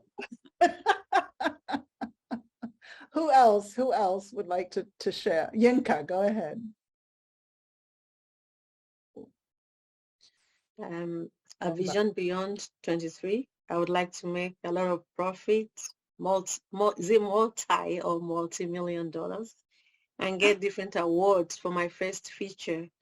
And then the long term, I will make some shorts as well as go on to make some other features for global sale and awards, plus be a professional director. You get the gold star. Millions. She said the word millions. Yeah, I like it. I like it. Millions. Excellent, excellent, Yinka. That was awesome. John Mark. Oh, okay. So, oh wow, there's a lot. Okay, so to do 10 films into a graduated budget, eventually of $30 million range. He said That paid, million. Yes. yeah, that like gross 300 million on the back end of some sort. That employ people and generate a heart of joy, wonder, and possibilities in the world, and of course, laughter. A movie musical at some point, and then a filmmaking career that funds at least the lives of 20 more people. Oh, that's great. And I'm not talking necessarily relatives, just, you know. No, yeah. Not relatives. Not relatives necessarily. So, and that's just some of it. Very nice. Very nice. I like millions. Millions, millions, millions. Very nice. Why not? You had the magic wand. I already did as little as I could. Right? Magic wand. So, hey, you know, who else? Mark, go ahead. So 5 years from now, I'm an executive producer on several films. I've won awards for my transformational documentary films. I produced, written, and directed my feature historic romance, Edge of Taos Desert. We premiered at Sundance. I'm collaborating with Native American and women filmmakers to produce transformational, groundbreaking documentary films about new dimensions of human and cultural issues. Yay! That was excellent use of the magic wand, Mark. It was a great wand. Excellent. Look at that magic wand. Yes. Make it so. Make it so. Speak it.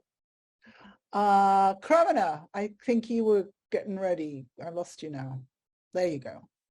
Okay. Okay, mine, I don't know how it will be perceived, but we're talking about the magic wand, so I would say... Wait a minute. Yeah. We don't care how anybody else perceives it. This is your... Okay, sure. Okay, so then I want to be known as the white girl that has produced an unimaginable number of movies on Native American that have brought people together. And I have made a lot of money, a fortune out of it. Excellent. Excellent. No, the second part is more private, not to be known though. Oh, okay. No. Anyway, it's just us. Yeah. Bye, Michelle. Thank you for sharing that. And thank you for sharing something that was scary to share. Very nice. Who have I left out? Matthew, can you speak? He's not on video, so maybe he can't speak. Oh, there you are. Yay. Yeah. Yes. I lost you again. Go ahead. Yeah, so what I envision for 2023? No, this is your magic wand vision, whatever you want. Okay. Well, Magic wand has been waved. You can have anything you want. Absolutely. Well, I really hope that I know it's cheesy and all that, but I would like to get discovered. Yeah, I mean, I'm just going to put it out there, because this is my passion. This is what I really want to do long term, so I'm doing what I can, to really make it happen. And it is what it is. And acting, you know, like it's a beautiful thing, you know. So, you know, just taking on these unique characters, you know, that you see on television. Like I want to do that forever. Excellent, excellent, excellent. As I said, the magic wand was waved. You get to do whatever you want. You get to pick whatever you want, right? Exactly. That's what magic wands are for. Okay. Did I leave anybody out who would like to share their long-term vision? Jimmy, actually, if you want to speak, all we did was we waved the magic wand, and so we asked what people wanted to do in the long term as filmmakers. You want to share? I know you didn't get time to do the exercise. I think of like 5 things that come to mind. So one, I'd like to have like a multi-year, like a 5-10 year, 8-figure deal with like a streamer like HBO or Apple TV to produce content for them. So I know that I am booked out for that period and we're producing content and I don't have to work box office and that stuff. So I'd like something like that, a prestige package, like Shondaland,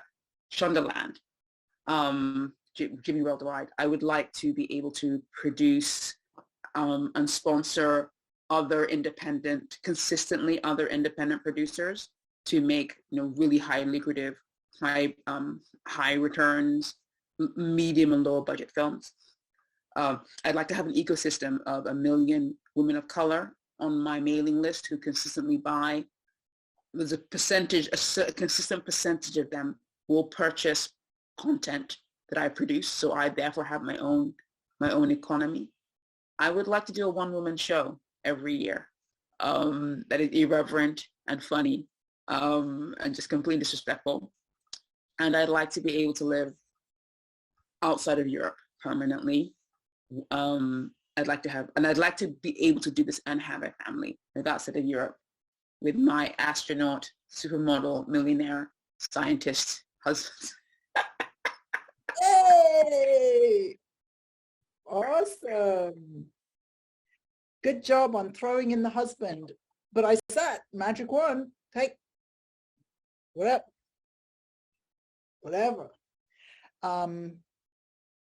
Thank you, Jimmy.